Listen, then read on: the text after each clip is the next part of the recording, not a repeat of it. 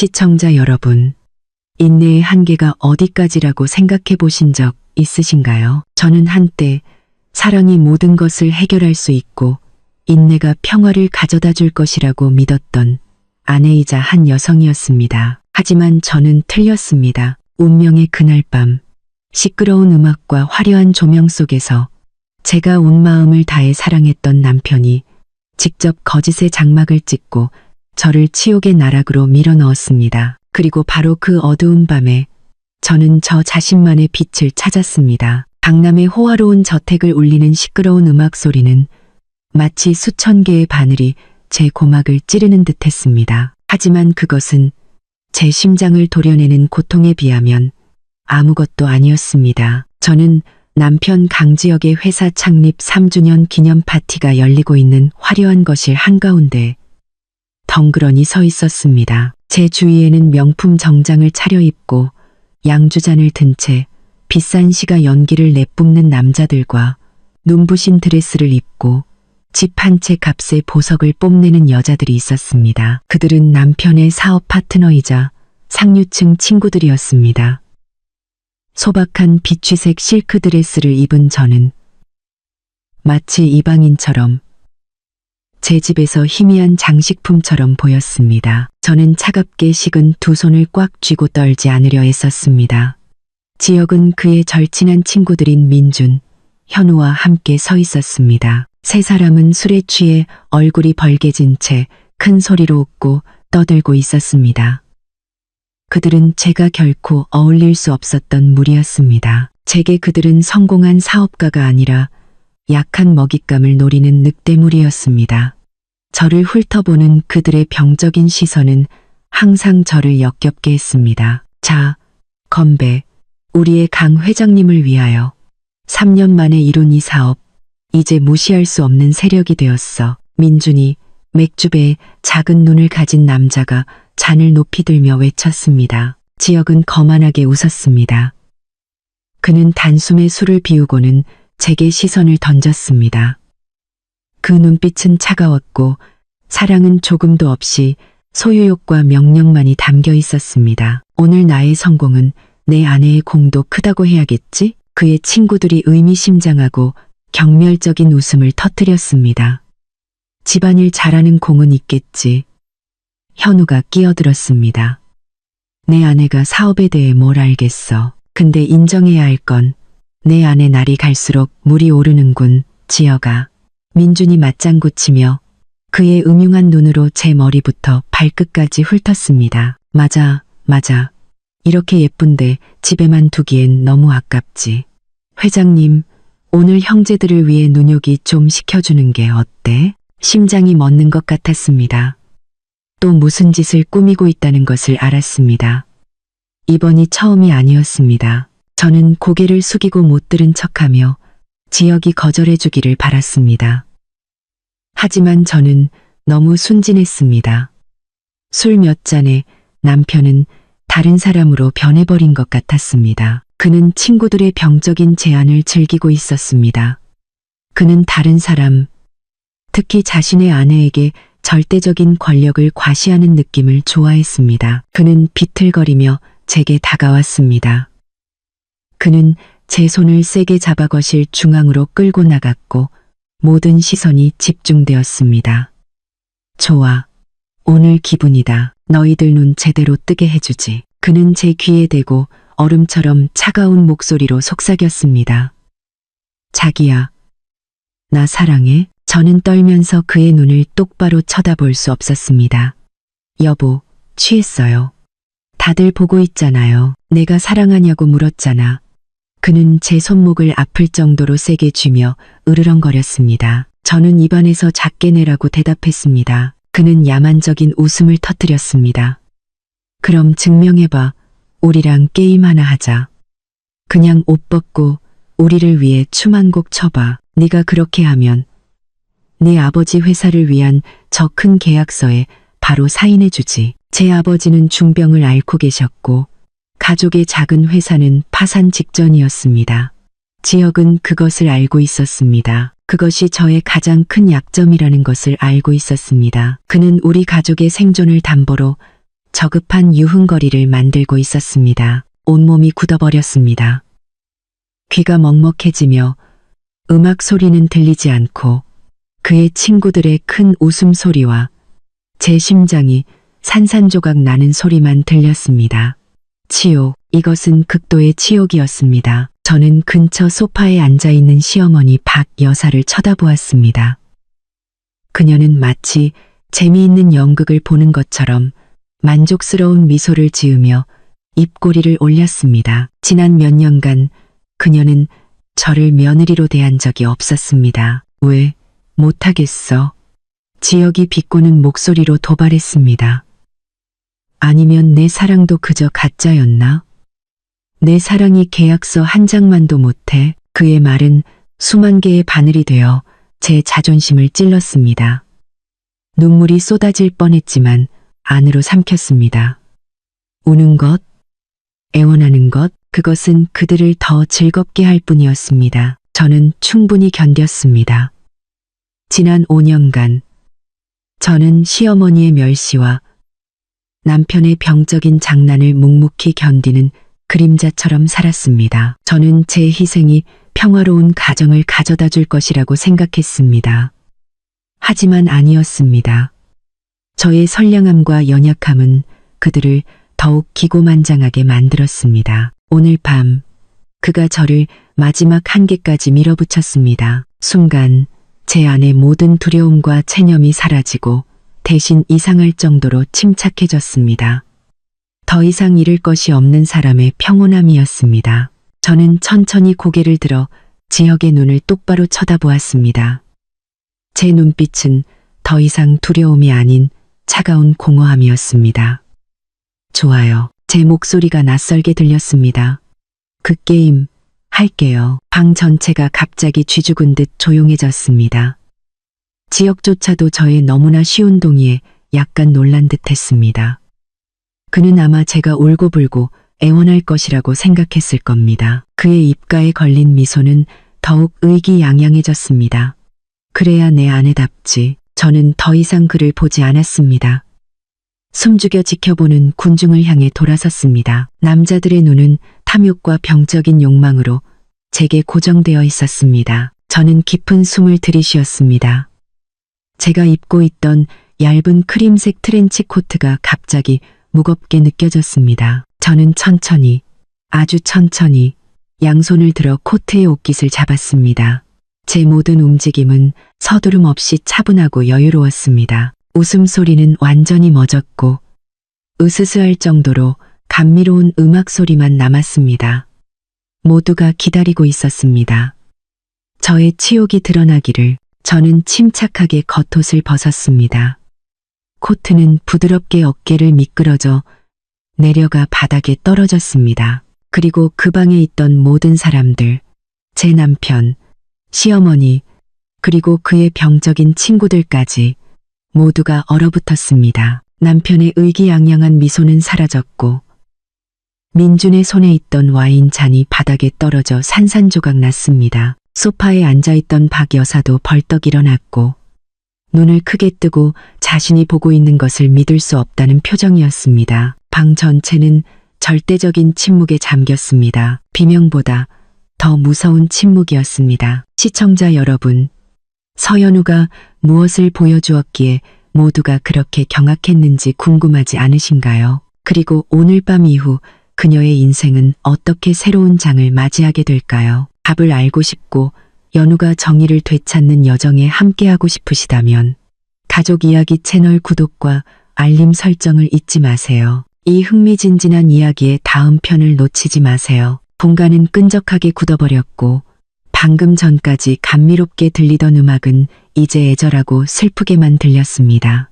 제 코트는 차가운 대리석 바닥 위에 조용히 놓여 있었습니다. 마치 방금 빼앗긴 영혼의 조각처럼. 방금 전까지 탐욕스럽고 병적이었던 모든 시선은 이제 감출 수 없는 경악으로 제게 고정되었습니다. 저는 여전히 화려한 샹들리에 아래 방 한가운데 서 있었지만 벌거벗은 느낌은 들지 않았습니다. 오히려 보이지 않는 갑옷을 입은 기분이었습니다. 얇은 실크 드레스 안. 제가 그들에게 보여준 것은 살갗이 아니라 가슴 앞에 반듯하게 고정된 종이 한 장이었습니다. 새하얀 A사 용지. 그 위에는 작은 생명체가 형성되는 흑백 사진과 함께 임신 6주, 태아 심박동 양호라는 선명한 결론이 적혀 있었습니다. 제가 임신한 것이었습니다. 3년간의 간절한 기다림 끝에 수없이 남몰래 병원을 드나들고 시어머니로부터 열매 맺지 못하는 독한 나무라는 악담을 들은 끝에 마침내 하늘이 저를 가엾게 여기셨습니다. 이 끔찍한 파티가 열리기 바로 오늘 아침에 이 소식을 알았습니다. 저는 지역에게 깜짝 선물을 해주고 싶었습니다. 낭만적인 분위기에서 이 기쁜 소식을 전해주고 싶었습니다. 하지만 바로 그가 모든 것을 망쳐버렸습니다. 너 임신했어? 지역의 목소리가 더듬거렸습니다. 그의 눈에서 거만함과 취기는 완전히 사라지고 믿을 수 없다는 당혹감만이 남았습니다. 그는 제 가슴에 붙은 초음파 사진을 뚫어지게 쳐다보다가 다시 제 얼굴을 보며 이것이 사실인지 장난인지 확인하려는 듯했습니다. 저는 대답하지 않고 입꼬리만 살짝 올렸습니다. 눈물보다 더 쓴 미소였습니다. 왜요, 아주버님? 게임은 아직 끝나지 않았는데요. 아직도 제가 아주버님 친구분들을 위해 춤추길 바라시나요? 제가 내뱉는 말 한마디 한마디는 깃털처럼 가벼웠지만 방 안의 침묵을 내리치는 거대한 망치 같았습니다. 그의 친구들 민준과 현우는 이제 얼굴이 새파랗게 질려 고개를 숙이고 저를 똑바로 쳐다보지 못했습니다. 그들의 병적인 장난에도 한계는 있었나 봅니다. 친구의 핏줄을 잉태한 여자에게까지 장난칠 용기는 없었던 것입니다. 하지만 시어머니 박 여사는 달랐습니다. 그녀의 경악은 금세 분노와 악독함으로 변했습니다. 그녀는 벌떡 일어나 제게 달려들며 눈을 부릅떴습니다. 임신? 누구 애를 임신했다는 거야? 이따위 수작으로 우리 집안을 속일 수 있을 거라고 생각하지 마라. 이 애가 지역이 애인지 다른 놈 애인지 누가 알아? 그녀가 내뱉는 말 한마디 한마디가 비수가 되어 제 심장에 밝혔습니다. 이 순간에도 그녀는 저를 모욕하고 제 순결을 의심했습니다. 지역은 어머니의 말을 듣고 정신이 번쩍 든 것 같았습니다. 그는 저를 변호하지도 어머니의 모함을 반박하지도 않았습니다. 대신 그의 눈에는 의심이 싹트기 시작했습니다. 맞아. 왜 이제야 말하는 거야? 너 어디서 뭘 하고 누굴 만났어? 그는 어머니를 따라 저를 범죄자처럼 신문했습니다. 알고 보니 그들 눈에 저는 쓸모없는 존재일 뿐만 아니라 난잡한 여자였습니다. 지난 몇 년간 제가 그에게 바친 사랑과 신뢰는 한 푼의 가치도 없었습니다. 제 안의 고통은 차가운 분노로 변했습니다. 저는 이 아이가 우리 결혼을 구할 밧줄이 되고 그를 정신 차리게 할 것이라는 희미한 희망을 품었습니다. 하지만 아니었습니다. 그것은 그들의 진짜 얼굴을 더욱 명확하게 드러냈을 뿐입니다. 저는 울지도 해명하지도 않았습니다. 이 순간 모든 설명은 무의미하다는 것을 알았습니다. 저는 조용히 초음파 사진을 옷에서 떼어내 조심스럽게 접어 지갑에 넣었습니다. 그러고는 몸을 숙여 코트를 집어들고 위험 있게 다시 입었습니다. 제 행동은 모든 사람을 놀라게 했습니다. 그들은 아마 울고불고 매달리는 장면을 기대했을 것입니다. 피곤하네요.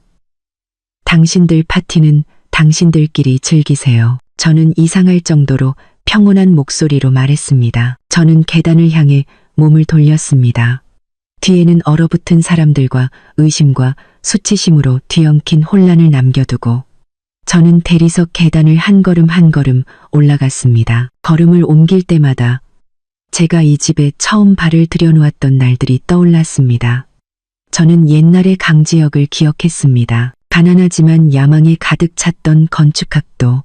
우리는 제가 학비를 벌기 위해 아르바이트하던 북카페에서 만났습니다. 그는 돈도 지위도 없었지만 진실한 마음과 꿈으로 가득 찬 설계도를 가지고 있었습니다. 그는 길가에서 직접 꺾은 들꽃다발로 빵 한 조각을 나눠 먹으며 밝은 미래를 함께 꿈꾸던 저녁들로 제 마음을 얻었습니다. 그는 저의 순수함, 소박함, 그리고 의지를 사랑한다고 했습니다. 그는 저에게 행복한 삶을 주기 위해 열심히 일하겠다고 했습니다. 저는 그를 믿었습니다. 저는 세상 물정 모르는 소녀의 순수한 마음으로 그를 사랑했습니다. 제 가족은 시골에 계시고 부모님은 농부이셨습니다. 제가 그를 소개했을 때 부모님은 반대하셨습니다. 제가 고생할까봐 두려워하셨습니다. 하지만 저는 부모님 말씀을 거역하고 모든 것을 무릅쓰고 그에게 갔습니다. 우리가 결혼하던 날 우리는 가진 것이 아무것도 없었습니다. 빈손과 영원할 것 같았던 사랑뿐이었습니다. 우리는 작은 옥탑방을 빌려 사업을 시작했습니다. 저는 제 얼마 안 되는 저축을 모두 쓰고 심지어 어머니의 유품인 목걸이까지 팔아 그가 작은 설계 회사를 차리는 것을 도왔습니다. 초창기는 정말 힘들었습니다. 저는 회계, 인사 업무를 겸하면서 그를 위해 고객을 찾아다녔습니다. 밤이 되면 둘은 설계도에 매달렸습니다. 힘들었지만 우리는 정말 행복했습니다. 그리고 그의 회사가 첫 성공을 거두기 시작했습니다. 우리는 큰 프로젝트를 따냈고 돈이 들어오기 시작했습니다. 우리는 허름한 옥탑방에서 아파트로 그리고 이 저택으로 이사했습니다. 우리의 삶은 변했고 그도 변했습니다. 그는 더 이상 예전의 소박한 청년이 아니었습니다. 그는 외모와 사교관계에 신경 쓰기 시작했습니다. 그는 한때 경멸했던 민준, 현우 같은 사람들과 어울렸습니다. 그는 점점 늦게 귀가했고 몸에서는 항상 술 냄새와 여자 향수 냄새가 났습니다. 그의 어머니 박 여사도 남편과 사별 후 우리와 함께 살게 되었습니다. 그녀는 첫날부터 저를 싫어했습니다. 그녀는 항상 제가 자기 아들에게 어울리지 않는다고 운 좋게 아들의 눈에 든 시골뜨기라고 생각했습니다. 지역의 회사가 성공하자 그녀의 멸시는 더욱 노골적으로 변했습니다. 그녀는 제 옷차림, 걸음걸이부터 아이를 낳지 못하는 것까지 비난했습니다. 지역은 저를 보호하는 대신 항상 어머니 편을 들었습니다. 어머니는 혼자시잖아. 당신이 좀 참아라고 말했습니다. 저의 인내는 습관이 되었고 체념이 되었습니다.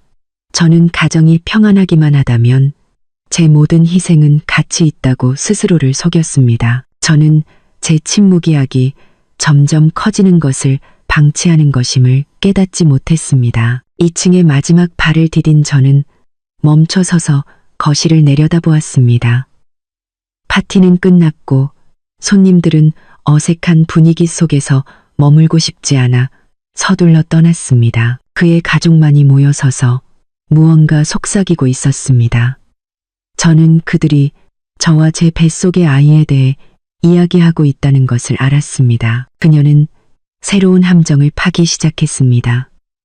어젯밤의 모욕보다 더 교묘하고 잔인한 함정을. 저는 침실 문을 세게 닫았습니다. 건조한 소리가 단절을 알리듯 울려 퍼졌습니다. 저는 저 자신을 저 바깥에 거짓되고 악한 세계로부터 격리하고 싶었습니다. 저는 바닥에 주저앉아 차가운 나무문의 등을 기댔습니다. 몸이 부들부들 떨렸습니다. 추워서가 아니라 극에 달한 분노와 고통 때문이었습니다. 모든 것이 너무 빠르고 갑작스럽게 일어났습니다.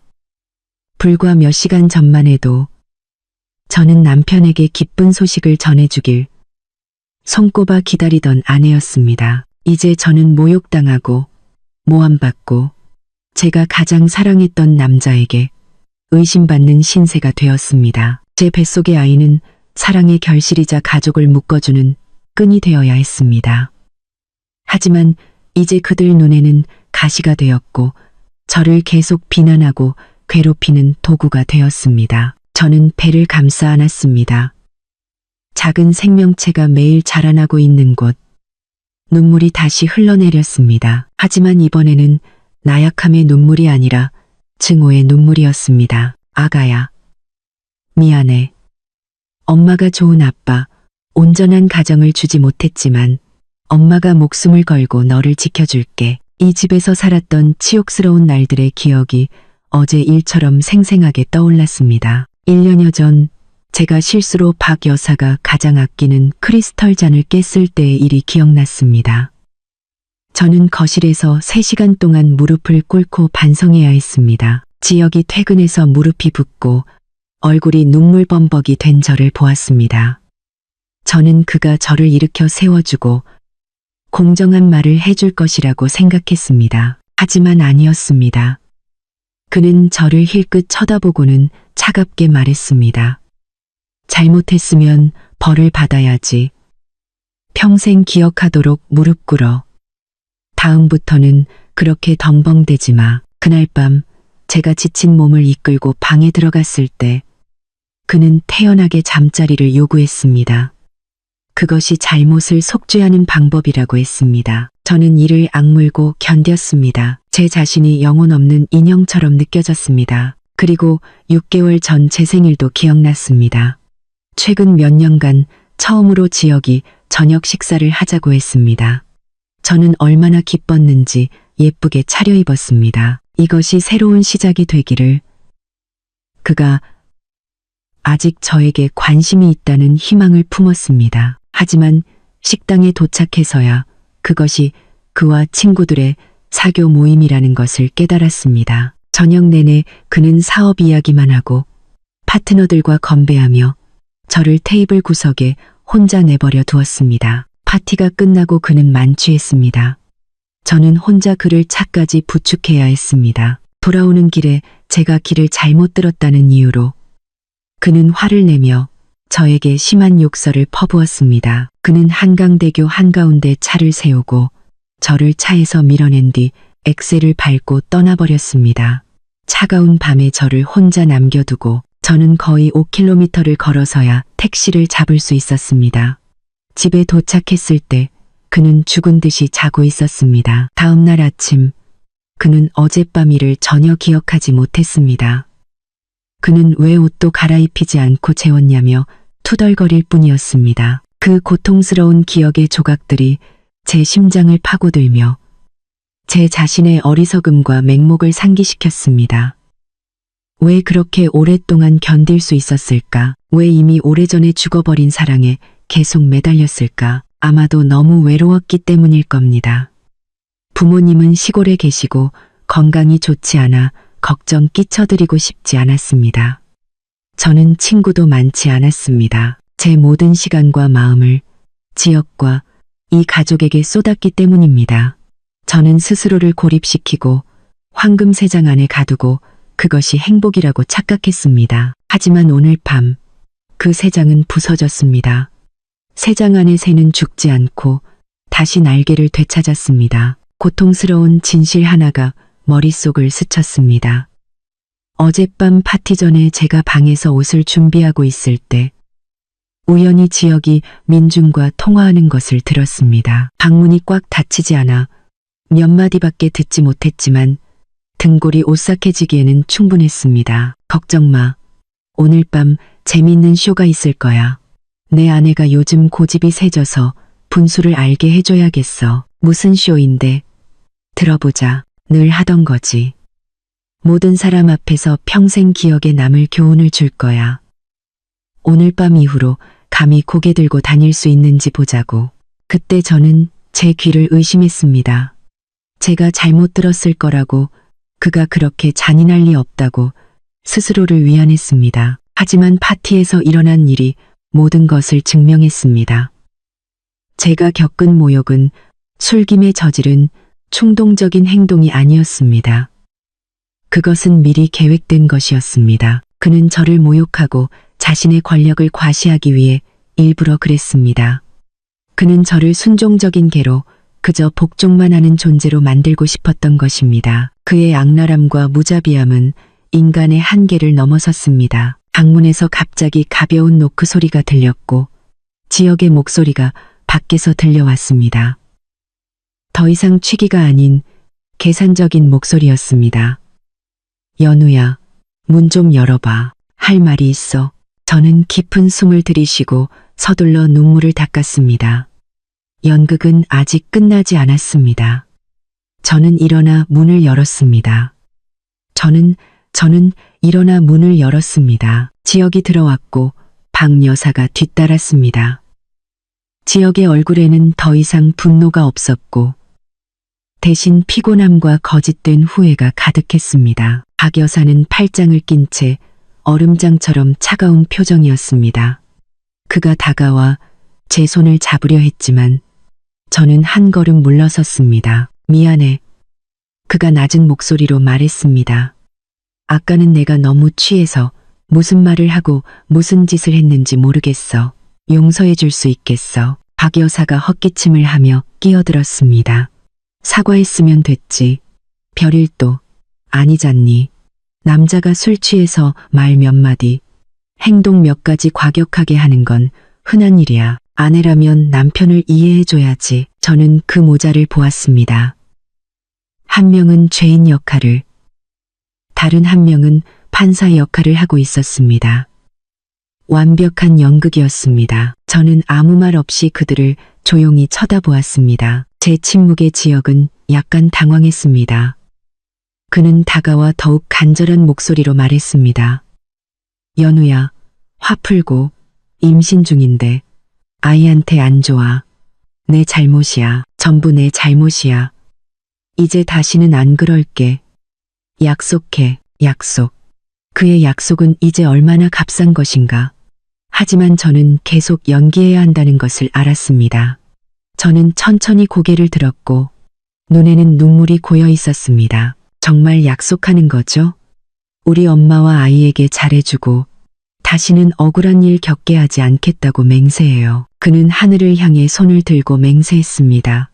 저는 그의 눈을 깊이 들여다보며 약간의 진심이라도 찾아보려 했지만 거짓뿐이었습니다. 저는 그들이 숙이고 들어온 것이 후회 때문이 아니라 제 뱃속의 아이 때문이라는 것을 알았습니다. 그들에게는 아이가 필요했습니다. 박 여사에게는 대를 이을 손자가, 가문에서의 지위를 공고히 할 존재가 필요했습니다. 지역에게는 저를 묶어두고 계속해서 저를 통제할 아이가 필요했습니다. 저는 약한 목소리로 살짝 고개를 끄덕였습니다. 믿을게요. 하지만 시간이 필요해요. 제가 화가 풀린 것을 보고 지역은 안도의 한숨을 내쉬었습니다. 박 여사도 표정이 부드러워졌습니다. 그래야지. 어서 쉬어라. 내 귀한 장손 잘 돌봐야 한다. 그녀는 그렇게 말하고 돌아서 나가면서 의미심장한 말을 던지는 것을 잊지 않았습니다. 확실히 하려면 내일 병원에 가서 다시 한번 검사받아 보자. 우리 집안 병원에 가야 믿을 수 있지. 그들은 행동을 시작했습니다. 아직 태어나지도 않은 제 아이마저 그들의 손에 든 도구가 되었습니다. 이 전쟁은 제가 상상했던 것보다 훨씬 더 치열할 것 같았습니다. 방문이 닫히고 숨막히는 정적이 저를 감쌌습니다. 박 여사의 말이 귓가에 맴돌았습니다. 우리 집안 병원에 가야 믿을 수 있지. 그녀가 대주주 중 한 명인 부의 안병원. 저는 그녀의 의도를 똑똑히 알았습니다. 그녀는 저를 믿지 않았습니다. 그녀는 모든 것을 통제하고 싶어 했습니다. 제 건강과 아이에 대한 정보까지도. 등골이 오싹해졌습니다. 만약 제가 그곳에 간다면 모든 검사 결과와 태아에 대한 정보는 그녀의 손에 들어갈 것입니다. 그녀가 무슨 짓을 할 수 있을까? 사실을 왜곡하고 저를 해치기 위해 또 다른 연극을 꾸밀 수도 있었습니다. 더 이상 생각하고 싶지 않았습니다. 저는 도마 위에 놓인 생선 같았고 그들은 언제든 저를 회칠 준비가 된 칼을 든 사람들이었습니다. 가만히 앉아서 죽음을 기다릴 수는 없었습니다. 탈출구를 찾아야 했습니다. 하지만 어디로 가야 할까? 부모님 댁으로? 안 될 일입니다. 지역과 그의 어머니는 분명히 그곳까지 찾아와 부모님을 압박할 것입니다. 그분들께 더 이상 걱정과 근심을 안겨드릴 수는 없었습니다. 혼란스러운 와중에 한 사람의 이름이 머릿속에 떠올랐습니다. 저의 대모이신 윤 회장님. 그녀는 제 돌아가신 어머니의 절친한 친구셨습니다. 어머니가 돌아가신 후 저를 친딸처럼 돌봐주셨습니다. 윤 회장님은 비범한 여성이셨습니다. 한때 재계를 주름잡던 여성 기업가로 맨손으로 거대한 섬유그룹을 일구셨습니다. 지금은 은퇴하셨지만 재계에서의 그녀의 발언권과 인맥은 여전히 막강했습니다. 더 중요한 것은 그녀는 매우 똑똑하고 예리하며 사람의 마음을 꿰뚫어보는 분이셨습니다. 처음부터 그녀는 지역을 탐탁지 않아 하셨습니다. 저 아이, 눈에 간사함이 서려 있구나. 조심해야 한다. 라고 말씀하셨습니다. 하지만 그때 저는 사랑의 눈이 멀어 그녀의 충고를 귀담아 듣지 않았습니다. 이제 저를 도와줄 수 있는 유일한 분은 그녀뿐일 겁니다. 저는 자정이 가까워져 지역과 그의 어머니가 깊이 잠들었을 거라고 확신한 후에야 조용히 문을 열고 살금살금 아래층으로 내려갔습니다. 불을 켤 용기가 나지 않아 창밖에서 희미하게 들어오는 불빛의 의지의 길을 더듬었습니다. 거실에 있는 유선 전화기로 윤 회장님께 전화를 걸었습니다. 지역이 제 휴대전화에 추적 앱을 설치했을까 두려워 감히 사용할 수 없었습니다. 신호음이 몇 번 울리고 수화기 너머에서 잠결이지만 매우 익숙한 그녀의 목소리가 들려왔습니다. 여보세요? 회장님, 저 연우예요. 제 목소리는 거의 울먹이며 떨렸습니다. 제 목소리를 듣자 윤 회장님은 즉시 잠이 깨셨습니다. 연우야, 무슨 일이니? 왜 이 시간에 전화를 했어? 무슨 일 생긴 거니? 회장님, 저는 말을 잇지 못하고 전화기 너머로 흐느끼기만 했습니다. 진정하렴, 딸아. 진정해. 심호흡하고 무슨 일인지 말해봐. 윤 회장님의 목소리는 단호했지만 안심시키는 힘이 있었습니다. 저는 울음을 억누르며 모욕적인 파티부터 뱃속의 아이, 그리고 박 여사 모자의 음모까지 모든 것을 간략하게 말씀드렸습니다. 제가 말하는 동안 수화기 너머로 느껴지는 무서운 침묵을 느낄 수 있었습니다. 제 이야기가 끝났을 때 윤 회장님은 바로 말씀하지 않으셨습니다. 한참 동안 침묵하시다가 한숨 소리가 들렸습니다. 그리고 그녀는 그 어느 때보다 차갑고 결단력 있는 목소리로 말씀하셨습니다. 내가 경고했잖니. 네가 듣지 않았지. 하지만 이제 와서 우는 건 아무것도 해결해주지 않아. 내 말 잘 듣거라. 첫째, 절대로 그 부위 암 병원에는 가지 마라. 내일 아침 유산기가 있다고 최고의 전문가가 있는 서울대학교 병원에 가야 한다고 말하렴. 내가 그곳에 사람을 준비시켜서 네 모든 정보가 안전하게 보호되도록 하겠다. 둘째, 그녀는 계속했습니다. 지금 이혼해서는 안 돼. 지금 이혼하면 너는 빈손으로 쫓겨나고 아이 양육권도 뺏길 거야. 그들은 네가 직업도 없고 재산도 없다는 핑계로 아이를 빼앗아갈 거다. 하지만 그들과 단 하루도 더 살 수 없어요. 저는 절망적으로 말했습니다. 살아야 한다. 윤 회장님의 목소리는 강철 같았습니다. 그냥 사는 게 아니라 가련한 아내, 자신의 잘못을 깨달은 순종적인 며느리 역할을 완벽하게 해내야 해. 네가 완전히 굴복했다고, 이 아이를 마지막 구명줄처럼 붙잡고 있다고 믿게 만들어야 한다. 그들이 경계를 풀었을 때 우리에게 행동할 시간이 생기는 거야. 무슨 행동을요? 저는 그녀의 뜻을 완전히 이해하지 못한 채 물었습니다. 증거 수집이란다. 딸아. 그녀는 예리한 미소를 지었습니다. 그들의 기만과 더러운 행위에 대한 증거. 우리는 그냥 이혼하는 게 아니야. 그들이 내게 저지른 모든 일에 대해 대가를 치르게 할 거다. 강지혁, 그 녀석 회사가 오늘날처럼 된 데에는 어두운 구석이 없지 않을 거야. 내가 사람을 시켜 모든 것을 파헤치게 하겠다. 그리고 박 여사, 그렇게 탐욕스럽고 악독한 여자는 분명 깨끗하지 않을 거다. 윤 회장님의 말씀은 강한 전류처럼 제 몸을 관통했습니다. 제 안에 절망과 두려움이 서서히 사라지고 다른 감정, 즉 분노와 복수심이 자리 잡았습니다. 그녀의 말이 맞았습니다. 저는 무너질 수 없었습니다. 제 아이가 엄마 없이 태어나거나 그런 가정에서 살게 할 수는 없었습니다. 전화가 끝나고 저는 더 이상 혼자가 아니라는 것을 느꼈습니다. 제게는 두 번째 어머니, 강력하고 지략이 뛰어난 조언자가 곁에 있었습니다. 저는 조용히 침실로 돌아와 곤히 잠든 남자 옆에 누웠습니다. 제가 한때 그토록 사랑했던 그의 얼굴을 바라보았습니다. 이제 제 눈에 그것은 단지 적의 얼굴일 뿐이었습니다.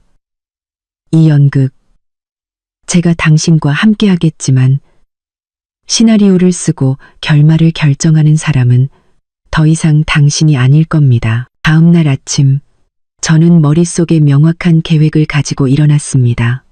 저는 더 이상 어젯밤의 혼란스러운 서연우가 아니었습니다. 저는 배우였습니다. 그리고 제 역할은 쇠약하고 두려워하며 완전히 의존적인 아내였습니다. 저는 일부러 침대에 누워 얼굴을 찡그리고 배를 꼭 껴안았습니다. 지혁이 들어오자 저는 약한 목소리로 속삭였습니다. 여보, 배가 너무 아파요. 지혁은 허둥지둥 달려왔고 얼굴에는 걱정이 가득했습니다. 하지만 그 걱정 속에 진심이 얼마나 담겨 있는지는 알 수 없었습니다. 왜 그래? 어디가 아픈데? 당장 병원에 데려다 줄게. 모르겠어요. 저는 신음했습니다. 그냥 계속 욱신거려요. 혹시 어제 일 때문에. 저는 일부러 말을 흐려 그가 스스로 추측하고 죄책감을 느끼게 했습니다. 예상대로 지혁의 얼굴색이 변했습니다. 그는 서둘러 손을 저으며 말했습니다. 아니야, 그런 생각하지 마. 엄마한테 전화할게. 엄마는 어떻게 해야 할지 아실 거야. 그는 서둘러 밖으로 나갔습니다. 잠시 후 박 여사가 들어왔습니다. 얼굴에는 여전히 불쾌한 기색이 있었지만 약간의 걱정도 묻어났습니다. 그녀는 저를 빤히 쳐다보다가 제 이마에 손을 얹었습니다. 열은 없는데 어떻게 아프니? 아랫배가 계속 은은하게 아파요. 저는 억지로 눈물을 몇 방울 짜내며 말했습니다. 무서워요. 우리 아기한테 무슨 일이라도 생길까봐. 박 여사는 잠시 침묵했습니다. 그녀가 계산하고 있다는 것을 알았습니다. 만약 이 아이에게 문제가 생기면 그녀의 계획도 영향을 받을 것입니다. 마침내 그녀가 말했습니다. 알았다. 지혁이더러 부이한 병원에 데려가서 정밀 검사 받으라고 할게. 바로 이때였습니다. 결정적인 순간. 저는 고개를 세차게 저으며 여전히 배를 감싸 안았습니다. 아니에요, 어머님. 부이, 암병원은 안 갈래요. 거기는 종합병원이라 산부인과 전문이 아니잖아요. 친구들이 그러는데 임신 초기, 특히 3개월까지는 서울대학교 병원에 가야 최고래요. 거기에는 교수님들도 계시고 최고의 의사 선생님들도 계시고 장비도 더 현대적이래요. 어머님 손주가 걱정돼서 그래요. 제 말은 박 여사의 심리를 정확히 파고들었습니다. 장손, 그녀는 저를 미워할 수는 있어도 밤낮으로 기다리던 손주를 걱정하지 않을 수는 없었습니다. 게다가 서울대학교 병원은 가장 신뢰받는 국립병원이었기에 그녀가 거절할 명분이 없었습니다. 잠시 망설이던 그녀는 마지못해 고개를 끄덕였습니다. 일리 있구나. 좋아. 그럼 서울대학교 병원으로 가자. 지혁아, 당장 얘 데리고 가거라. 그리고 가장 실력 있는 의사 선생님께 진료받으라고 해. 지혁은 네라고 대답하며 서둘러 저를 부축했습니다. 저는 일부러 약한 척하며 그에게 완전히 기댔습니다. 차를 타고 가는 동안 저는 눈을 감고 쉬는 척했지만 사실은 윤 회장님께 모든 것이 계획대로 진행되고 있다고 문자를 보내고 있었습니다. 서울대학교 병원에 도착하니 완벽한 준비가 저를 기다리고 있었습니다. 우리가 응급실에 도착하자마자 매우 경험 많아 보이는 여의사 윤 회장님의 사람이 마중 나왔습니다. 그녀는 자신이 과장이며 직접 저를 진찰하겠다고 소개했습니다. 감시하러 따라온 지역과 박 여사는 그 모습을 보고 완전히 안심했습니다. 저는 개인 진료실로 안내되었습니다. 진찰 후 의사는 심각한 표정으로 말했습니다. 산모님께서 가벼운 유산기가 보입니다. 아마 심리적 스트레스 때문인 것 같습니다. 안전을 위해 며칠 입원해서 경과를 지켜보는 것이 좋겠습니다. 저희가 최고의 치료와 안퇴요법을 제공해 드리겠습니다. 지역과 박 여사는 그 말을 듣고 더 이상 의심하지 않고 서둘러 입원 수속을 밟았습니다. 저는 조용하고 편안한 1인실 병실로 옮겨졌습니다. 이렇게 첫 단계는 성공했습니다. 저는 그들의 직접적인 통제에서 벗어나 안전한 공간과 귀중한 시간을 얻었습니다. 그 후 며칠 동안 저는 환자 역할을 충실히 해냈습니다. 침대에 누워 책을 읽고 음악을 들으며 제가 무언가 꾸미고 있다는 것을 전혀 드러내지 않았습니다. 지역과 박 여사는 매일 번갈아 가며 찾아와 온갖 보양식을 가져다 주었습니다. 그들은 이상할 정도로 저에게 잘해주었습니다. 지역은 끊임없이 사과하며 온갖 약속을 했고 박 여사는 더 이상 비난하지 않고 대신 장손을 위해 건강을 잘 챙기라는 당부를 했습니다. 저는 그저 조용히 미소 짓고 내라고 대답할 뿐이었습니다. 저의 순종적인 태도는 그들을 더욱 방심하게 만들었고 제가 완전히 굴복했다고 믿게 했습니다. 한편 밖에서는 윤 회장님과 그녀의 네트워크가 움직이기 시작했습니다. 매일 밤 지역이 돌아가면 윤 회장님은 제게 비밀리에 찾아오셨습니다. 데모로서가 아니라 제 어머니의 오랜 친구 자격으로 그녀는 첫 번째 정보를 가져다 주셨습니다. 강지혁, 그녀는 낮은 목소리로 말했습니다. 그 녀석 회사, 겉은 번지르르 하지만 속은 텅 비었더구나. 몇 년간 사업 손실을 보고 주로 네가 만들어준 명성과 인맥 덕분에 얻은 큰 계약으로 연명하고 있었어. 은행 빚도 상당하더군. 박 여사는 그녀는 비웃었습니다. 그 여자는 더 심해. 사람을 시켜 조사해보니 도박 중독이더구나. 시장 바닥에 그런 도박이 아니라 주식 투자를 도박처럼 해 엄청난 돈을 잃고 지금은 조폭들에게 빚독촉을 받고 있어. 한 달 안에 갚으라고 시한을 줬다더군. 모든 것이 명확해졌습니다. 그래서 그들이 그렇게 돈이 필요했던 것입니다.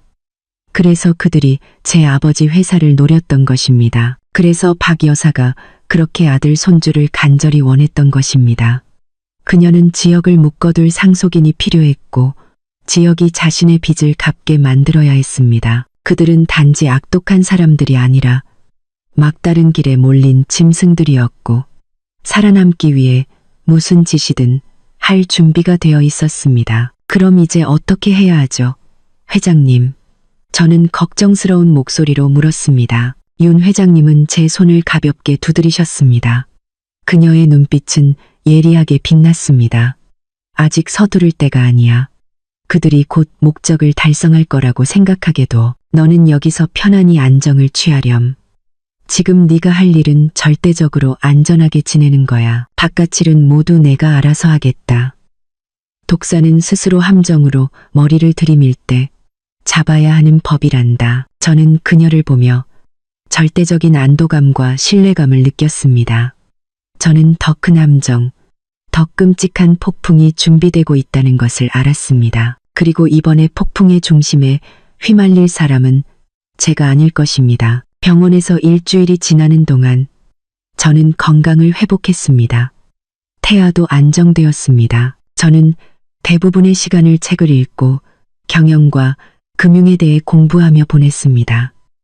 지역과 그의 어머니의 이야기는 제게 값비싼 교훈을 주었습니다. 맹목적으로 믿어서는 안 되며 더 중요한 것은 지식이 없어서는 안 된다는 것을 저는 제 자신과 미래의 아이를 보호하기 위해 스스로 무장해야 했습니다. 윤 회장님은 매일 저녁 꾸준히 저를 찾아와 최신 정보를 업데이트해 주셨습니다. 강지혁 차에 추적 장치를 설치하게 했어. 어느 날 저녁 그녀가 속삭였습니다. 그 녀석 수상한 사업 관계뿐만 아니라 내연녀도 있더구나. 심장이 쿵 내려앉았습니다. 더 이상 사랑하지는 않았지만 배신감은 여전히 고통스러웠습니다. 누구예요? 그 녀석 개인 비서야. 젊고 예쁘고 돈 뜯어내는 방법을 아주 잘하는 애더군. 강지혁이 고급 아파트 한 채와 비싼 차도 사줬어. 전부 그 여자의 명의로. 알고 보니 제가 집에서 묵묵히 고통을 견디는 동안 그는 밖에서 다른 여자와 즐기고 있었던 것입니다. 분노가 치밀어 올랐지만 금방 억눌렀습니다. 지금은 질투할 때가 아니었습니다.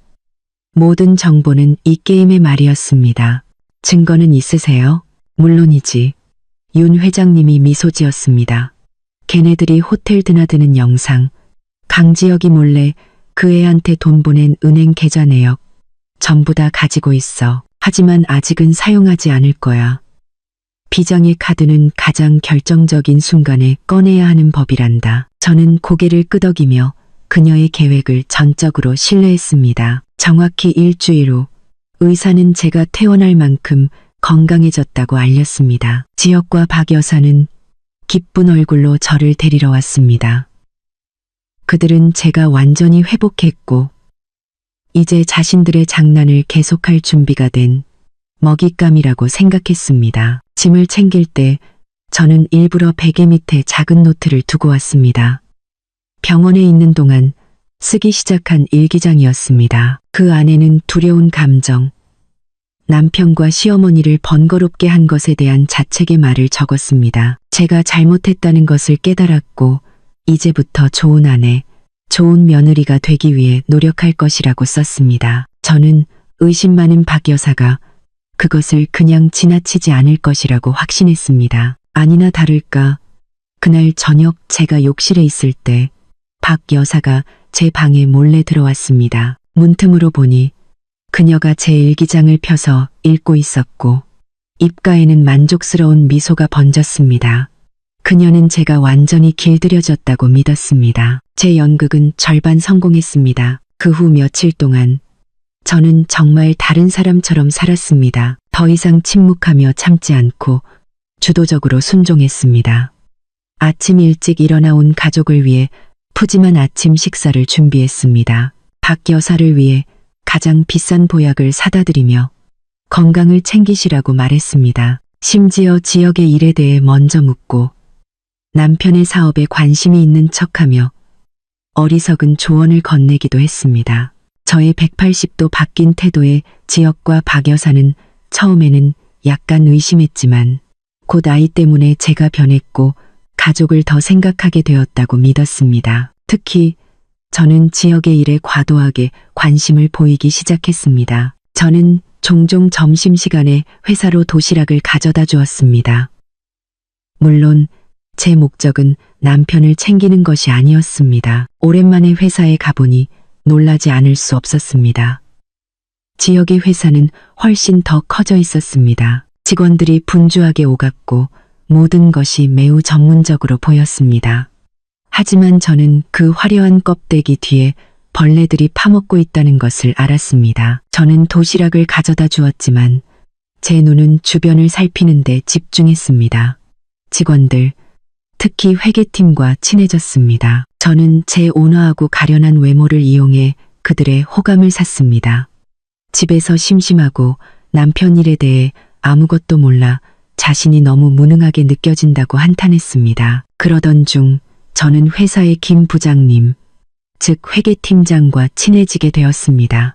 그녀는 중년의 여성으로 겉보기에는 엄격해 보였지만 눈빛은 매우 따뜻했습니다. 저는 그녀가 지역과 그의 친구들을 별로 좋아하지 않는다는 것을 느꼈습니다.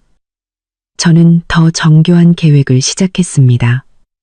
김 부장님에게 접근하여 마음을 얻는 것이었습니다. 저는 자주 그녀의 아이들을 위한 작은 선물을 사고 가족에 대해 물었습니다. 점차 김 부장님도 제게 마음을 열었습니다. 어느 날 점심, 식당에 둘만 남았을 때 김 부장님이 한숨을 쉬며 말했습니다. 서연우 씨도 참 고생이 많네요. 자기밖에 모르는 남편을 만나서 저는 기회를 잡고 눈물을 글썽였습니다. 부장님, 저도 알아요. 하지만 아내 된 도리로 어쩌겠어요. 저는 그냥 회사가 걱정돼요. 요즘 지혁 씨가 접대를 자주 다니고 씀씀이가 커진 것 같아서요. 나쁜 친구들 꾀임에 빠져 회사에 해가 될까봐 두려워요. 김 부장님은 저를 동정 어린 눈으로 바라보았습니다. 잠시 망설이더니 작은 목소리로 말했습니다. 맞아요. 저도 이상한 지출이 많다고 생각했어요. 당 대표가 요즘 대외 활동비 명목으로 큰돈을 자주 요청하는데 증빙 서류가 너무 불분명해요. 제가 물어보면 그냥 넘어가라고, 많이 묻지 말라고 하더군요. 바로 이거다. 첫 번째 단서. 저는 제가 올바른 방향으로 가고 있음을 알았습니다. 저는 김 부장님의 손을 잡고 애원하는 목소리로 말했습니다. 부장님, 저 좀 도와주실 수 있으세요? 많은 걸 바라는 게 아니에요. 그냥 회사가 정말 괜찮은지 알고 싶어요. 장부 좀 잠깐 보여주실 수 있을까요? 아무한테도 말 안 한다고 약속할게요.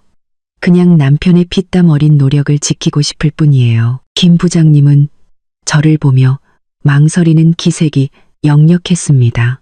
이것이 규칙에 어긋나는 일이라는 것을 알고 있었습니다. 하지만 제 눈물 어린 눈과 점점 불러오는 배를 보자 그녀 안의 동정심이 이겼습니다. 그녀는 고개를 끄덕였습니다. 알겠어요. 하지만 딱 한 번뿐이에요. 그리고 절대 비밀로 해야 해요. 저는 기뻐서 거의 울 뻔했습니다.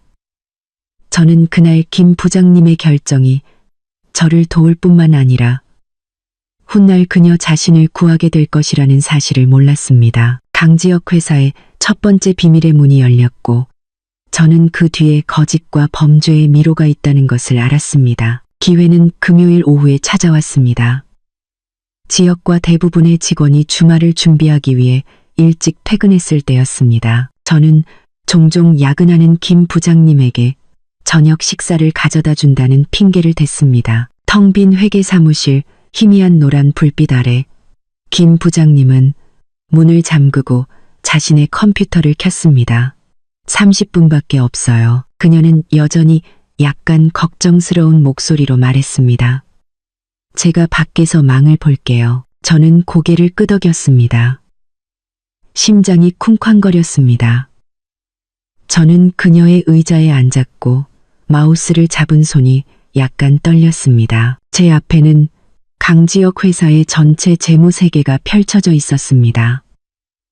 그가 결코 저에게 발을 들여놓게 허락하지 않았던 세계. 저는 회계에 대해 잘 몰랐지만 어리석지는 않았습니다.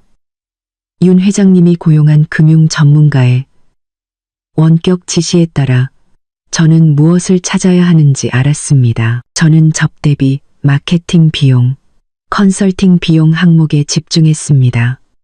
김 부장님 말대로 이곳의 숫자들은 비정상적으로 높았습니다. 저는 VIP 파트너라는 이름의 엑셀 파일을 열었습니다. 그 안에는 전략적 파트너로 알려진 회사 목록이 있었고 이들은 정기적으로 수억, 심지어 수십억 원에 달하는 컨설팅 및 마케팅 계약을 체결했습니다. 저는 재빨리 그 목록을 화면 캡처했습니다. 한 이름이 제 눈길을 끌었습니다. 황금미디어 유한회사. 이 이름은 매우 빈번하게 나타났고 거의 매달 큰 계약이 있었습니다. 저는 이 회사 목록을 윤 회장님의 사람에게 비밀리에 휴대폰으로 보내 확인을 요청했습니다. 기다리는 동안 저는 계속 찾았습니다. 계약서 스캔 파일을 열었습니다. 지역의 서명이 곳곳에 있었고 호방하고 자신감 넘쳤습니다. 하지만 황금미디어와의 계약서를 열었을 때 저는 을측 대표자 항목에서 멈칫했습니다. 아주 익숙한 이름, 도현우, 현우. 지역의 그 병적인 친구, 그랬던 것이었습니다. 그들은 공모했습니다. 이 황금미디어라는 회사는 분명 지역의 회사 돈을 빼돌리기 위해 만든 유령 회사였습니다. 바로 그때 휴대폰이 가볍게 진동했습니다. 윤 회장님의 메시지였습니다. 황금미디어, 암파트너스, 민간기획. 전부 유령 회사다. 대표들은 모두 강지혁과 그 친구들의 가족이나 측근들이야. 이제 모든 것이 명확해졌습니다. 이것은 개인의 비리가 아니라 조직적인 범죄였습니다. 그들은 지역의 회사를 세탁기이자 돈을 빼돌려 나누는 도구로 만들었습니다. 저는 재빨리 모든 계약서 파일과 의심스러운 엑셀 시트를 준비해온 작은 USB에 복사했습니다. 30분은 눈 깜짝할 사이에 지나갔습니다. 김 부장님이 문을 두드리며 시간이 다 됐다고 신호를 보냈습니다. 저는 서둘러 모든 창을 닫고 접속 기록을 삭제하고 모든 것을 원래대로 되돌렸습니다. 저는 김 부장님께 거듭 감사하며 그녀의 손에 두툼한 봉투를 쥐어주었습니다. 아이들 간식이라도 사주세요. 정말 감사해요. 김 부장님은 거절하려 했지만 저는 단호했습니다. 받지 않으시면 제 마음이 편치 않아요. 그냥 작은 선물이라고 생각해 주세요. 지역의 회사를 떠나며 저는 주머니 속 USB를 꽉 쥐었습니다. 마치 시한폭탄을 쥐고 있는 기분이었습니다.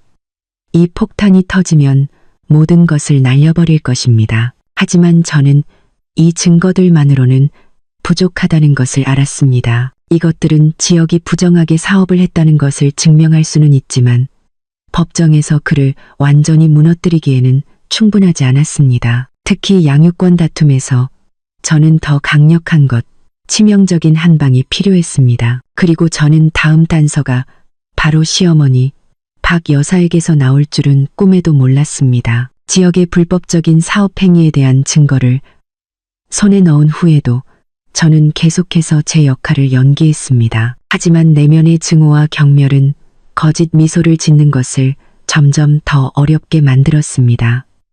저는 지치기 시작했습니다. 다행히도 박 여사는 곧 빚을 갚을 돈이 생길 것이라는 흥분 속에서 무심코 제게 더 날카로운 칼을 쥐어주었습니다. 어느 날 저녁 집에 둘만 있을 때 박 여사는 이상할 정도로 친근하게 굴었습니다.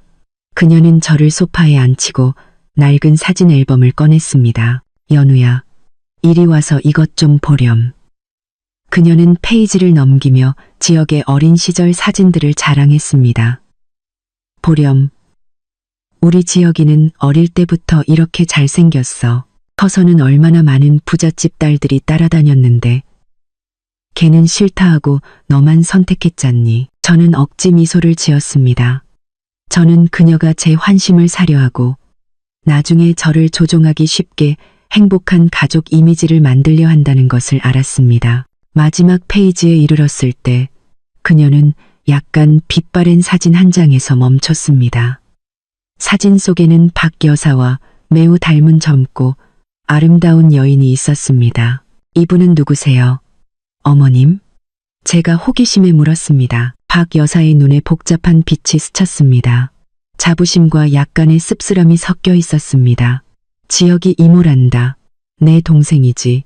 그녀는 한숨을 쉬었습니다. 팔자가 사나웠어. 예쁘고 똑똑했는데 박복했지. 폭력적이고 도박꾼인 남편을 만나서 견디지 못하고 아들 데리고 도망쳤어. 벌써 10년도 넘었네. 소식도 없고 슬픈 이야기였지만 박 여사의 눈빛에는 무언가 단순하지 않은 것이 있었습니다. 저는 무심코 물었습니다. 그럼 이모부님은 어떻게 되셨어요? 박 여사는 입술을 삐죽이며 경멸적인 목소리로 말했습니다. 그 인간, 아내와 자식이 떠난 후에 더 타락했지. 뭐 불법적인 일을 하다가 감옥에 갔다고 들었어. 출소한 지 몇 년 안 돼서 병으로 죽었고 인과응보지. 그럼 이모의 아들은요? 지금쯤이면 많이 컸겠네요. 어머님, 제가 아들에 대해 묻자 박 여사의 안색이 갑자기 변했습니다. 그녀는 약간 당황하며 서둘러 앨범을 덮었습니다. 아, 그건 나도 잘 모르겠구나. 소식이 끊겼어. 그녀는 다른 이야기로 화제를 돌렸습니다. 에이, 옛날 이야기에서 뭐 하니? 요즘 뭐 먹고 싶은 거 있니? 일하는 사람한테 시켜서 만들어줄게. 그녀의 회피는 제 의심을 더욱 키웠습니다. 왜 동생의 아들 이야기를 할 때 그렇게 이상한 반응을 보이는 걸까? 직감적으로 이 이야기 뒤에 비밀이 있다는 것을 느꼈습니다. 그날 밤 저는 윤 회장님께 전화해서 대화 내용과 제 의심에 대해 말씀드렸습니다. 회장님, 박 여사의 동생과 그 아들에 대해 좀 알아봐 주실 수 있으세요? 뭔가 이상해요. 수화기 너머의 윤 회장님은 잠시 침묵하시더니 말씀하셨습니다. 알겠다. 내게 맡기렴. 여자의 마음은 내가 누구보다 잘 안단다.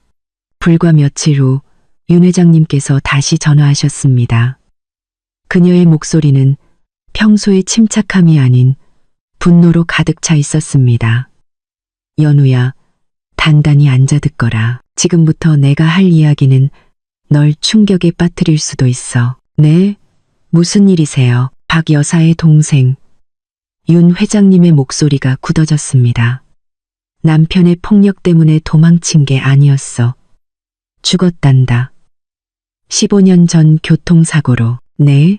저는 얼어붙었습니다. 그리고 그 사고를 낸 사람은 다름 아닌 그녀의 남편이었어.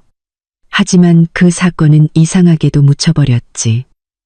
그 남자는 과실치사 혐의로 몇 년 형만 살았어. 한 소식통에 따르면 박 여사가 모든 일을 무마시켰다고 하더군. 머릿속이 혼란스러웠습니다. 왜 박 여사는 동생의 죽음에 대한 진실을 숨겨야 했을까? 왜 동생을 죽인 자를 도왔을까? 그럼 아이는요? 그 아이는 지금 어디에 있어요? 이게 가장 끔찍한 부분이더구나. 윤 회장님의 목소리가 분노로 떨렸습니다. 엄마가 죽고 아버지가 감옥에 간 후 그 남자아이는 보육원에 보내졌어. 하지만 불과 몇 달 후 그 아이도 보육원에서 흔적도 없이 사라졌어. 어디로 갔는지, 살아있는지 죽었는지 아무도 몰라. 그리고 그 아이가 사라지기 전 마지막으로 찾아온 사람이 바로 박 여사였어. 차가운 기운이 등줄기를 타고 흘렀습니다. 저는 제가 들은 것을 믿을 수 없었습니다.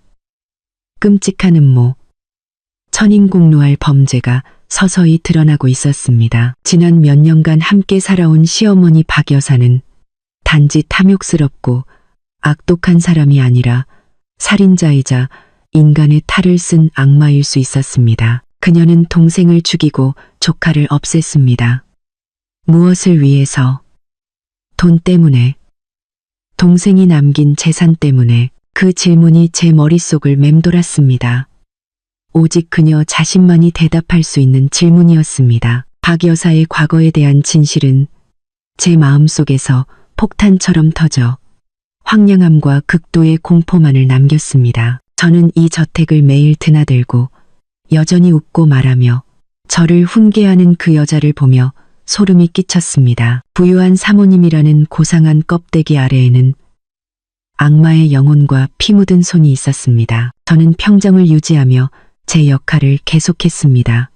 하지만 그녀를 마주할 때마다 눈 속의 혐오감을 드러내지 않기 위해 싸워야 했습니다. 저는 매우 얇은 줄 위를 걷고 있다는 것을 알았습니다. 만약 그녀가 제가 그녀의 비밀을 알았다는 것을 눈치챈다면 그녀가 또 무슨 미친 짓을 할지 몰랐습니다. 더 많은 증거가 필요했습니다. 법 앞에서 그녀의 범죄를 명백히 밝힐 수 있는, 부인할 수 없는 증거가. 하지만 어떻게? 모든 일은 15년 전에 일어났고 모든 흔적은 아마 지워졌을 것입니다. 제가 혼란스러워하는 동안 뜻밖의 기회가 찾아왔습니다. 어느 날 아침 박 여사가 전화를 받았습니다. 그녀는 거실에서 전화를 받았지만 근처 식탁에 앉아있는 제 존재를 잊은 듯했습니다. 여보세요? 누구세요? 그녀의 목소리는 약간 짜증이 섞여 있었습니다. 수화기 저편에서 무언가 말하자 그녀의 안색이 갑자기 창백하게 변하는 것을 보았습니다. 당신이 무슨 소리를 하는 거야? 어떻게 내 번호를 알았어? 그녀는 서둘러 일어나 베란다 구석으로 갔고 목소리는 속삭임으로 낮아졌지만 목소리에 담긴 공황은 감출 수 없었습니다. 나는 당신이 무슨 말을 하는지 몰라요. 그 일은 오래전에 끝났어. 뭘 원해? 저는 못 본 척했지만 귀는 최대한 쫑긋 세웠습니다. 돈. 입 다물어 목숨 같은 단어들을 어렴풋이 들었습니다. 통화가 끝나고 박 여사는 넋이 나간 얼굴로 집에 들어왔습니다. 손발이 떨렸습니다. 그녀는 의자에 털썩 주저앉아 혼잣말로 중얼거렸습니다. 왜 하필 지금 나타난 거야? 그날 하루 종일 그녀는 넋나간 사람처럼 안절부절 못했습니다.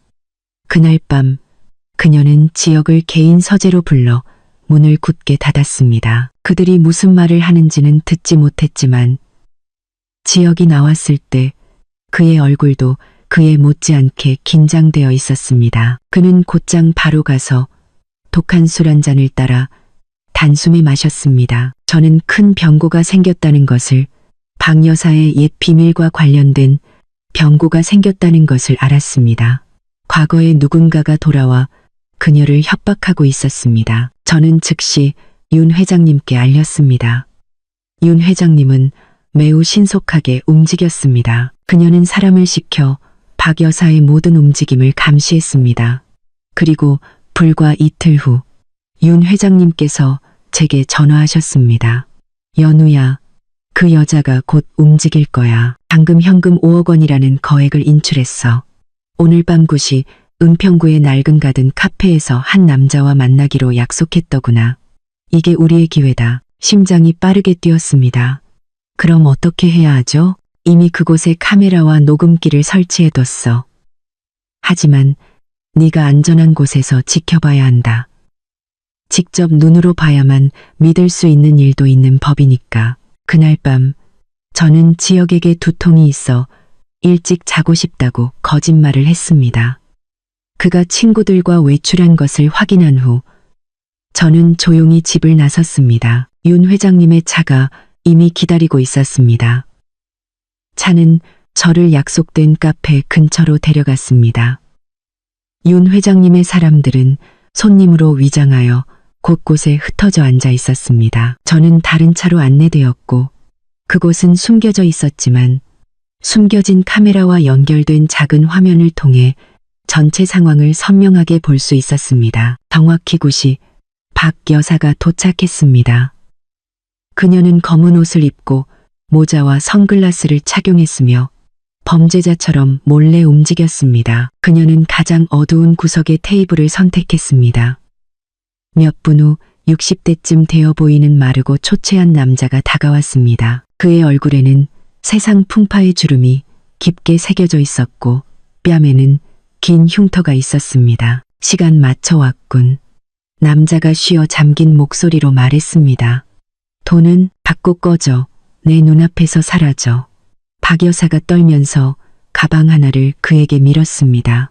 그리고 다시는 내 앞에 나타나지 마. 남자가 비웃었습니다. 소름 끼치는 웃음이었습니다. 사라지라고? 박 여사. 모든 게 그렇게 간단할 것 같아?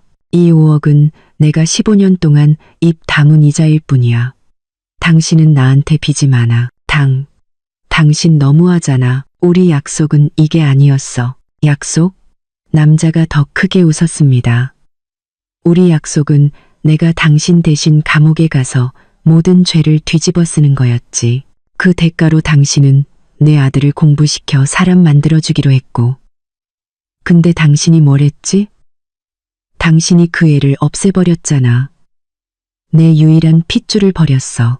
내가 당신을 가만둘 것 같아 온몸이 굳어버렸습니다. 그렇다면 이 남자는 바로 돌아가신 이모의 남편이었습니다. 실종된 아이의 아버지. 그리고 그는 사고를 낸 범인이 아니었습니다. 박 여사가 주범이었습니다. 나는 그 애가 어디 있는지 몰라. 박 여사가 두려움에 떨며 더듬거렸습니다. 다른 사람이 입양해 갔어. 거짓말하지 마. 남자가 테이블을 쳤습니다. 내가 다 알아봤어.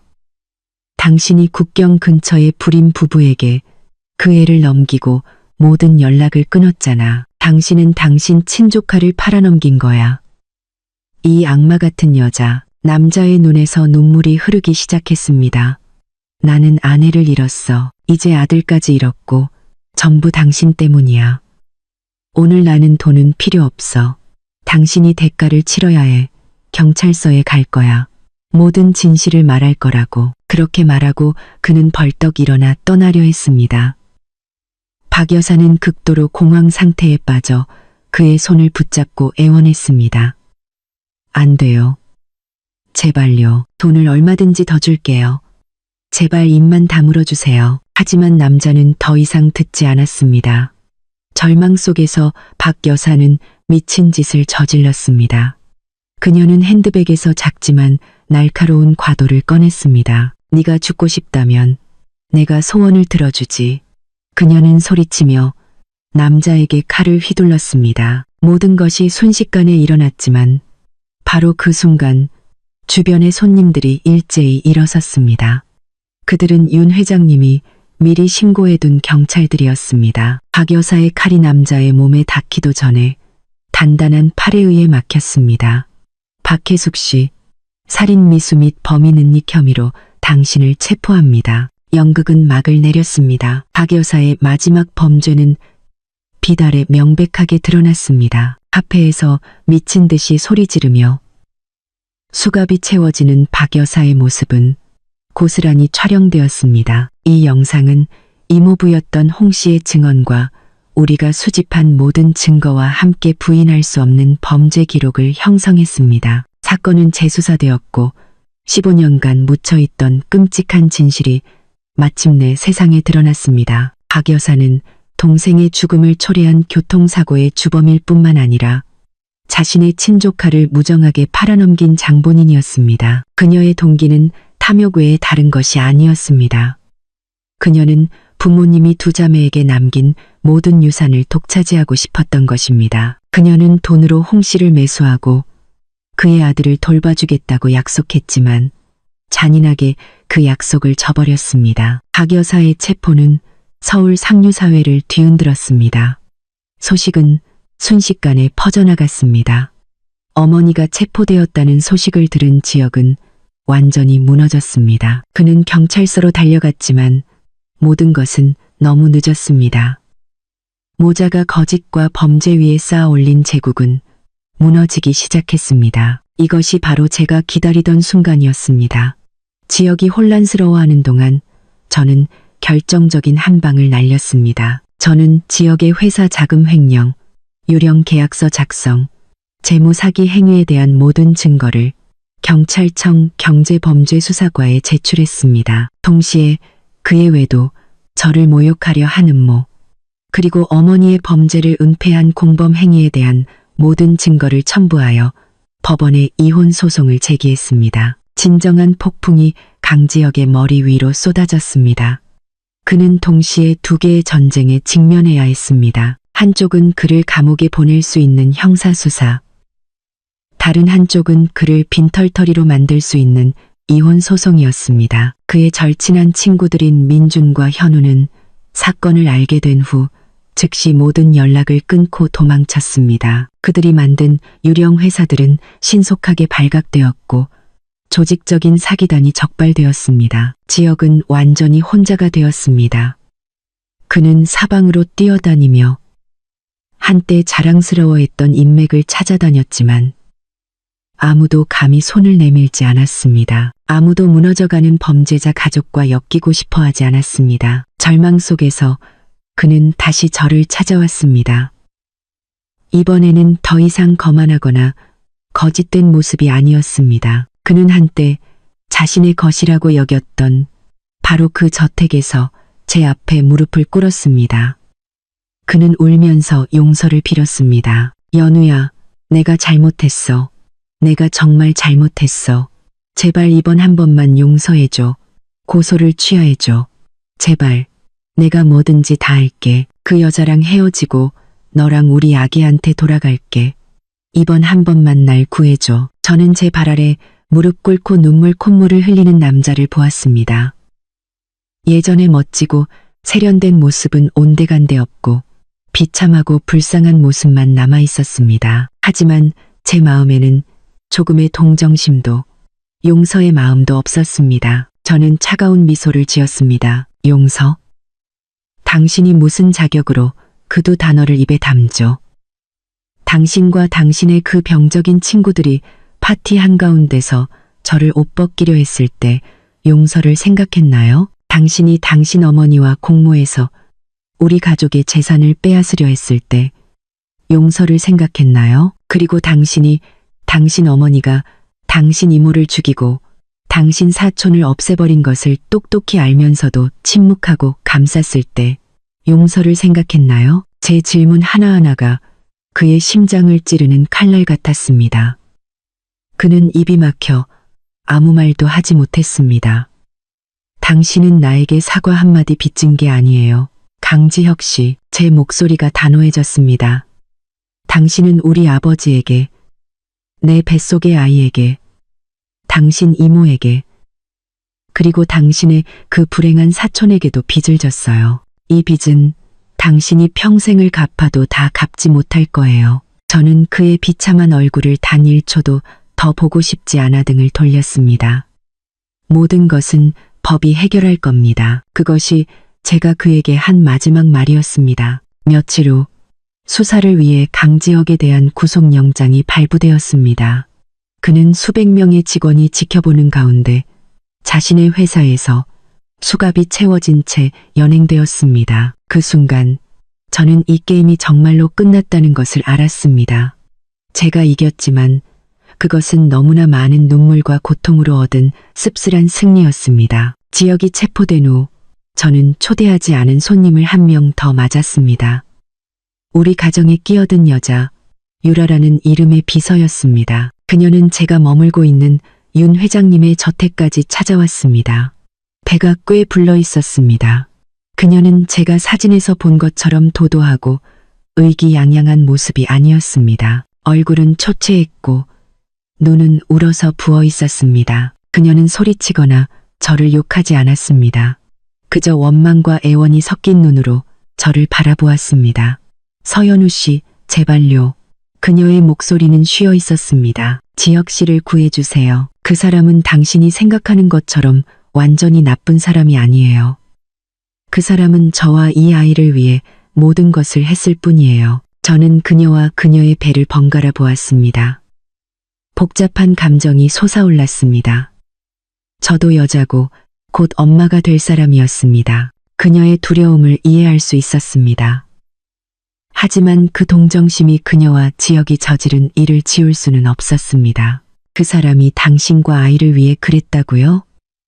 제가 평온한 목소리로 되물었습니다. 그럼 당신에게 집 사주고 차 사준 돈이 그가 회사에서 횡령한 돈이라는 건 알고 있었나요? 그가 큰 계약을 따내기 위해 얼마나 많은 사람들을 파산으로 몰아넣었는지 알고 있었나요? 그리고 맨손으로 함께 시작했던 아내에게 얼마나 무정하게 굴었는지 알고 있었나요? 그녀는 고개를 숙이고 침묵했습니다.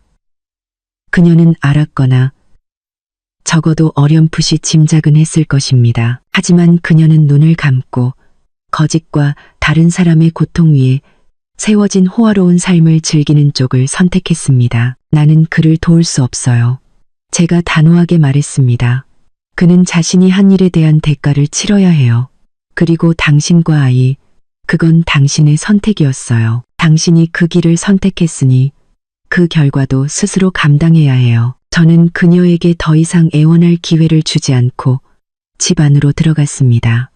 저는 악하지 않았지만 성인군자도 아니었습니다. 제 용서는 악에 가담한 자들을 위한 것이 될 수 없었습니다. 그저 그녀 뱃속의 무고한 아이가 나중에 부모의 죄에 영향을 받지 않고 더 나은 삶을 살기를 바랄 뿐이었습니다. 마지막 한 줄기 희망의 빛은 실종되었던 지역의 사촌에 대한 소식이었습니다. 경찰의 수사와 사회단체의 도움으로 대대적인 수색이 시작되었고 기적이 일어났습니다. 그들은 그 소년을, 아니 이제는 20살 청년이 된 그를 완도 근처의 가난한 어촌 마을에서 찾았습니다. 그는 아이가 없는 어부 부부에게 입양되어 은호라는 이름으로 살고 있었습니다. 그의 삶은 힘들고 부족했지만 건강하게 자라 착하고 순박한 청년이 되었습니다. 재회의 날은 눈물바다가 되었습니다.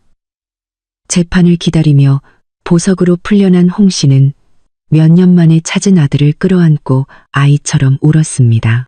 후회와 뒤늦은 행복에 눈물이었습니다. 저도 그 자리에 있었습니다. 착한 눈과 순진한 미소를 가진 청년 은호를 보며 가슴이 아팠습니다. 그는 원래 더 풍족하고 행복한 삶을 살았어야 했습니다. 저는 제 재산의 일부를 그에게 보상해 주기로 결심했습니다. 그가 공부하고 더 나은 미래를 가질 수 있도록 지원할 것입니다. 그것이 제가 돌아가신 지역의 이모 영혼을 위로할 수 있는 유일한 방법이었습니다. 몇 주 후, 저는 교도소에서 온 손편지 한 통을 받았습니다. 빗돌빗돌 떨리는 글씨는 지역의 것이었습니다. 저는 그것을 열고 싶지 않았습니다. 과거에 속한 어떤 것도 다시 꺼내고 싶지 않았습니다. 하지만 결국 열었습니다.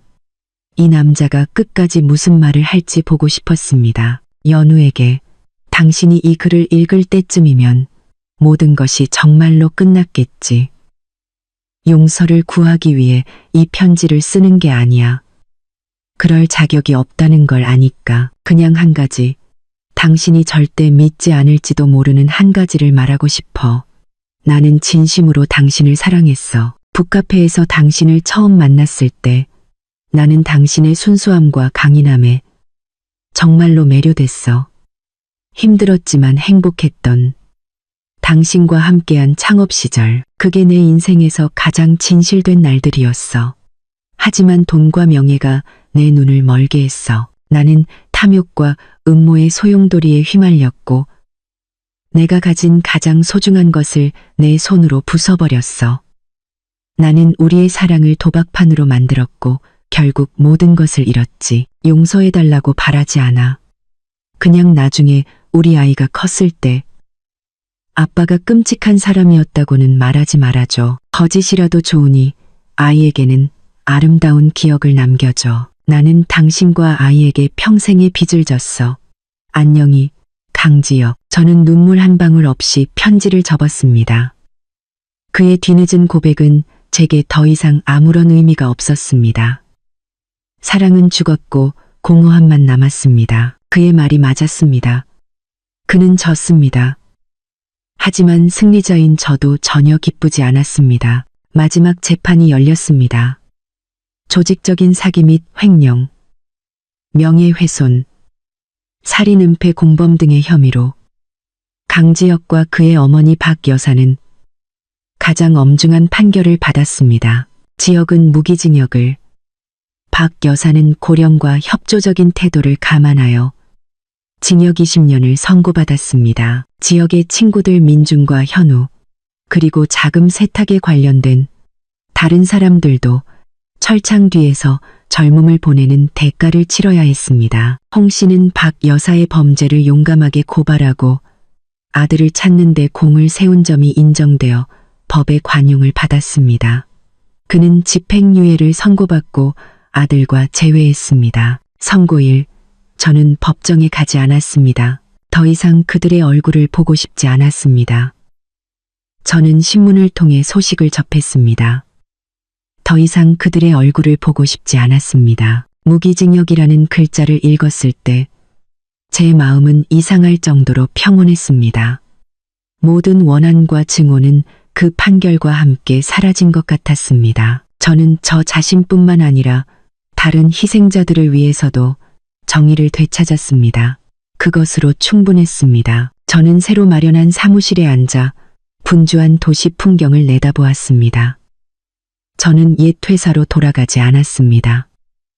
과거와 완전히 단절하기 위해 팔아버렸습니다. 대신 저는 제 재산과 지식의 일부를 사용하여 여성이 대표인 소규모 기업을 전문적으로 지원하는 투자 펀드를 설립했습니다. 저는 제 힘을 사용하여 다른 여성들을 돕고 싶었습니다. 그들이 저와 같은 실수를 반복하지 않도록. 그때 윤 회장님이 들어오셨습니다. 손에는 따뜻한 국화차 한 잔이 들려 있었습니다. 왜 그러니, 딸아? 또 무슨 생각하니? 저는 미소를 지으며 고개를 저었습니다. 아니에요, 회장님. 그냥 마침내 모든 것이 정말로 끝났다고 느끼고 있었어요. 끝이 아니란다. 윤 회장님이 찻잔을 테이블에 내려놓으며 말씀하셨습니다. 시작이지. 너와 곧 태어날 작은 천사를 위한 새로운 시작. 그녀는 제 배를 부드럽게 쓰다듬었고 눈빛은 애정으로 가득했습니다. 내 손주 이름은 생각했니? 저는 창밖을 보았습니다. 새벽의 첫 햇살이 찬란하게 비추고 있었습니다. 네, 저는 희망에 찬 목소리로 말했습니다. 아이 이름은 아린이라고 지을 거예요. 아이의 삶이 앞으로 늘 평안하고 자유롭기를 바라요. 윤 회장님이 미소 지었습니다. 저도 미소 지었습니다. 폭풍우 같았던 제 인생은 마침내 평온한 항구에 닻을 내렸습니다. 새로운 새벽이 오고 있었습니다. 저뿐만 아니라 미래 세대를 위해서도. 재판이 끝나고 6개월 후 제 삶은 완전히 새로운 장을 열었습니다. 배는 점점 불러왔고 제 몸 안에서 매일 자라나는 작은 생명과의 신성한 연결을 느꼈습니다. 과거의 모든 소음은 멀리 물러나고 평온함과 설레는 기대감만이 자리 잡았습니다. 제가 잿더미 속에서 부활한 것을 기념하여 이름 붙인 피닉스 투자 펀드가 운영을 시작했습니다. 저는 직접 경영하지 않고 이사회 의장 역할만 맡아 전략을 수립했습니다. 일상적인 경영은 윤 회장님이 신뢰하는 전문가 팀에게 맡겼습니다. 저는 인생에서 가장 중요한 역할인 엄마가 될 준비에 모든 시간과 마음을 쏟고 싶었습니다. 어느 날 아침 윤 회장님의 조용한 정원에서 책을 읽고 있는데 집사님이 소포 하나를 가져왔습니다. 발신인 이름이 없는 작은 나무 상자였습니다. 호기심에 열어보니 안에는 낡은 수첩과 편지 한 통이 있었습니다. 편지의 글씨체는 부드럽고 익숙했습니다. 저는 그것이 저를 도와주었던 김 부장님의 글씨체라는 것을 바로 알아차렸습니다. 서둘러 편지를 폈습니다. 연우 씨에게. 이 글을 읽을 때쯤이면 저는 아주 먼 곳에 있을 거예요.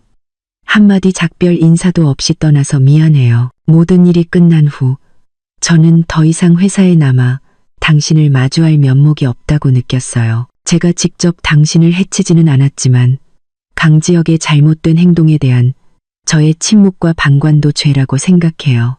당신에게 너무 큰 돈을 받았어요. 저는 그럴 자격이 없어요. 그 돈으로 딸아이를 미국에 유학 보내 꿈을 이룰 수 있게 해줬어요. 그걸로 딸에 대한 빚은 갚았다고 생각해요. 이 수첩은 많이 망설였지만 결국 당신에게 보내기로 결심했어요. 이건 제가 지역 밑에서 일하는 동안 쓴 개인 기록이에요. 안에는 아마 수사기관도 아직 찾아내지 못한 비밀들이 있을 거예요. 이게 당신에게 더 도움이 될지는 모르겠지만 당신이 모든 진실을 알 권리가 있다고 생각했어요. 당신과 아이가 늘 평안하기를 바라요. 김 부장 드림. 저는 서둘러 수첩을 폈습니다. 페이지마다 김 부장님은 수상한 거래, 비밀스러운 만남, 그리고 우연히 알게 된 음모들을 꼼꼼하게 기록해 두었습니다. 그리고 마지막 페이지에서 저는 저를 경악하게 만든 한 구절을 읽었습니다. X월 Y일. 오늘 강 대표가 또 박 여사와 다퉜다.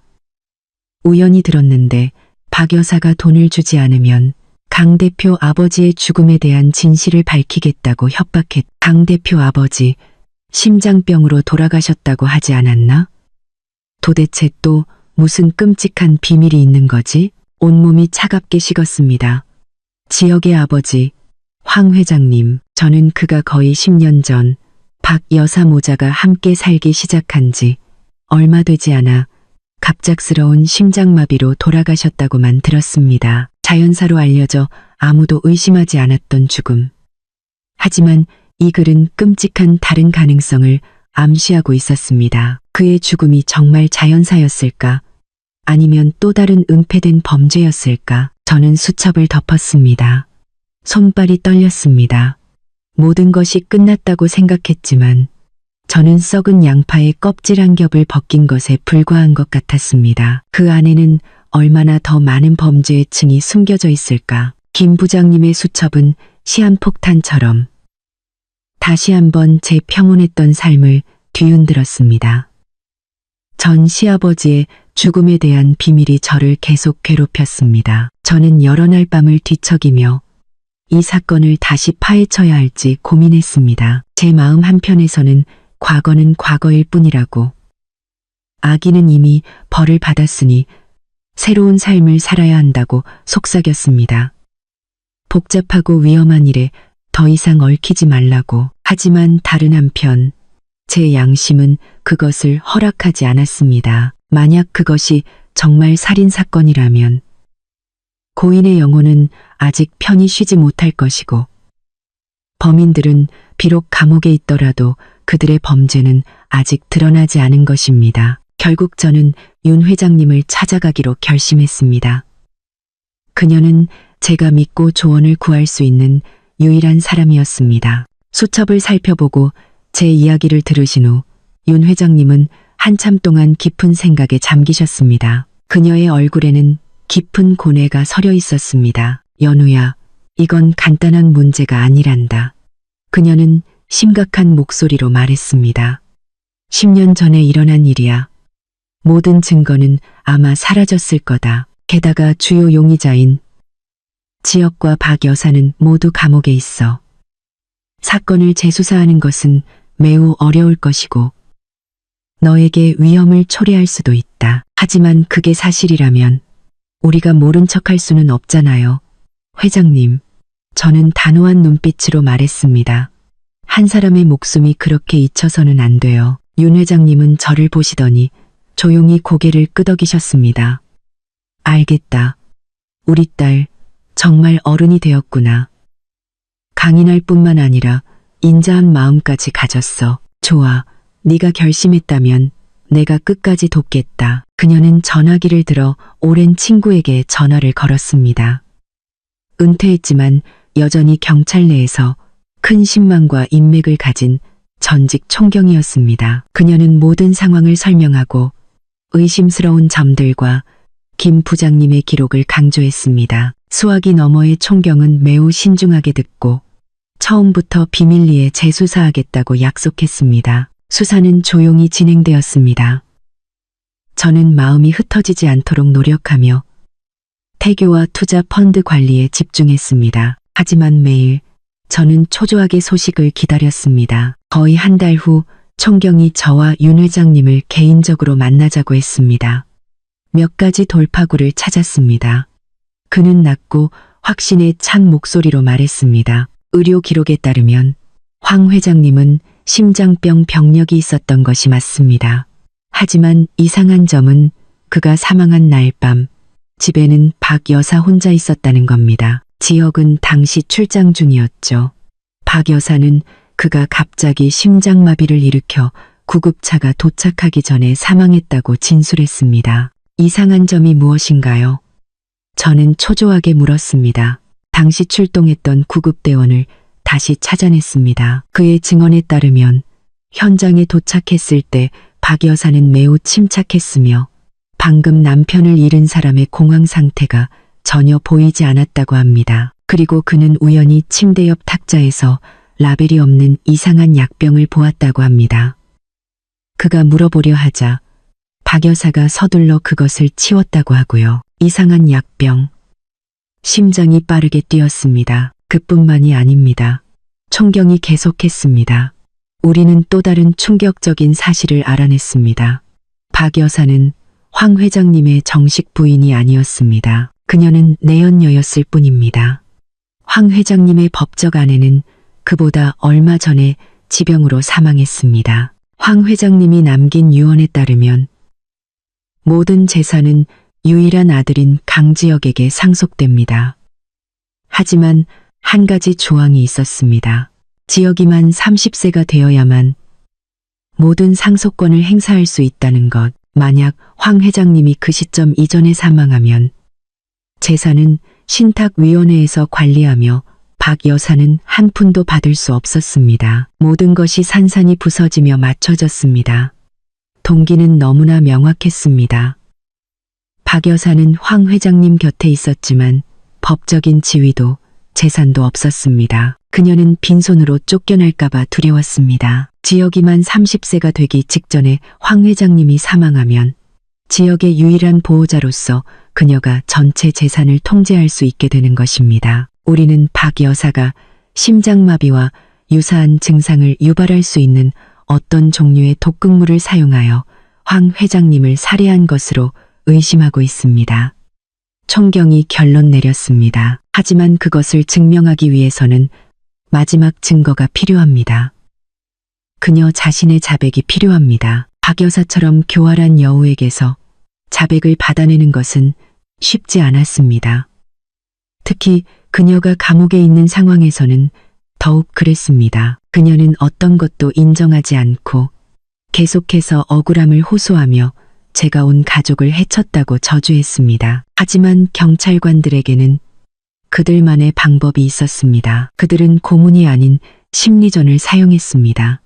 그들은 감옥에서 고통스럽고 절망적인 삶을 사는 지역의 현재 사진들을 그녀에게 보여주었습니다. 만약 솔직하게 자백하면 형량 감경을 고려해 볼 수 있고 아들을 더 빨리 만날 기회가 생길 수도 있다고 말했습니다. 하지만 결정적인 한 방은 그들이 지역의 사촌인 은호를 그녀와 만나게 한 것이었습니다. 그 착하고 순박한 청년은 자신의 온 가족을 해친 여자 앞에 무릎을 꿇었습니다. 원망의 말 한마디 없이 그저 한 가지 질문을 던졌습니다. 아주머니, 왜 우리 엄마한테 그러셨어요? 우리 엄마가 무슨 잘못을 했는데요? 바로 그 순진하고 고통스러운 질문이 박 여사의 마지막 방어벽을 완전히 무너뜨렸습니다. 그녀는 은호를 보았습니다. 불행했던 동생의 모습과 그녀가 무정하게 버렸던 친조카의 모습이 겹쳐 보였습니다. 그녀는 테이블에 고개를 밟고 통곡하기 시작했습니다. 그리고 그 울음 속에서 그녀는 모든 것을 자백했습니다. 그녀는 암시장에서 구입한 독극물을 황 회장님의 차에 넣었다고 인정했습니다. 그녀는 그가 고통 속에서 몸부림치다 마지막 숨을 거둘 때까지 침착하게 앉아서 지켜보았습니다. 그녀는 갑작스러운 심장마비라는 완벽한 연극을 꾸몄습니다. 10년간 묻혀있던 끔찍한 범죄가 마침내 빛을 보게 되었습니다. 특별재판이 열렸습니다. 박 여사는 수감자에서 살인사건의 피고인이 되었습니다. 자백과 부인할 수 없는 증거들로 그녀는 또 다른 판결, 그녀의 범죄에 상응하는 판결을 받았습니다. 무기징역. 지역은 아버지의 죽음에 대한 진실을 알게 된 후 완전히 무너졌습니다. 그가 그토록 존경하고 모든 죄를 감싸주었던 어머니가 바로 아버지를 죽인 범인이었던 것입니다. 마지막 믿음이 무너지자 그는 감옥에서 미쳐갔습니다. 박 여사가 선고받는 날 저는 법정에 가지 않았습니다. 저는 집에 앉아 부모님의 영정 앞에 향을 피웠습니다. 그 옆에는 돌아가신 이모와 불행했던 전 시아버지의 사진도 함께 놓았습니다. 저는 속삭였습니다. 모든 것이 끝났습니다. 모두 편히 잠드세요. 가장 길었던 악몽이 마침내 끝났습니다. 정의는 비록 늦었지만 마침내 온전히 실현되었습니다. 제 마음은 평온하고 가벼워졌습니다. 저는 저 자신뿐만 아니라 억울하게 죽어간 영혼들을 위해서도 옳은 일을 해냈습니다. 시간은 참으로 신비한 힘을 가지고 있습니다. 흉터를 지우지는 못하지만 그 위에 망각이라는 옅은 먼지를 덮어주고 고통의 날카로운 모서리를 닳게 하며 마침내 만물에게 본래의 공정함을 돌려줍니다. 마지막 재판 이후 언론의 폭풍과 두뇌 싸움으로 가득했던 날들이 지나가자 제 삶은 서서히 평온의 궤도로 돌아왔습니다. 하지만 저는 바람을 심은 자들에게 폭풍을 수확할 날이 이제 막 시작되었음을 알았습니다. 하늘의 그물은 크고 섬기지만 결코 놓치지 않습니다. 그들이 탐욕과 악독함으로 직접 짠 그물은 마침내 그들을 옥죄었고 어떤 탈출구도 남겨두지 않았습니다. 가장 먼저 쓴 잔을 마셔야 했던 사람은 다름 아닌 강지혁이었습니다. 한때 제 세상의 전부였던 남자. 제가 모든 순수함과 열정으로 사랑했던 남편. 이제 그는 교도소 기록 속 차가운 이름일 뿐이었습니다. 무기징역이라는 판결은 그가 거짓 위에 쌓아 올린 화려한 인생의 마침표였습니다. 가끔 변호사를 통해 그의 소식을 듣습니다. 그는 더 이상 권력에 찬 거만한 강 회장이 아니었습니다. 차가운 네 개의 벽은 그의 화려한 껍데기를 금방 벗겨내고 비참한 패배자를 드러냈습니다. 처음 몇 달간 그는 여전히 완고했습니다. 소리치고 저주하며 모든 것이 저와 박 여사 모자 때문이라고 주장했습니다. 그는 여전히 남은 인맥과 돈으로 항소하여 판을 뒤집을 수 있다고 믿었습니다. 하지만 항소가 기각되고 한때 그를 칭송하던 친구와 파트너들이 차례로 등을 돌리고 지정된 변호사 외에는 아무도 찾아오지 않게 되자 그는 비로소 게임이 정말로 끝났다는 것을 깨닫기 시작했습니다. 그는 완전히 졌습니다. 사람들은 그가 침묵하기 시작했다고 말합니다.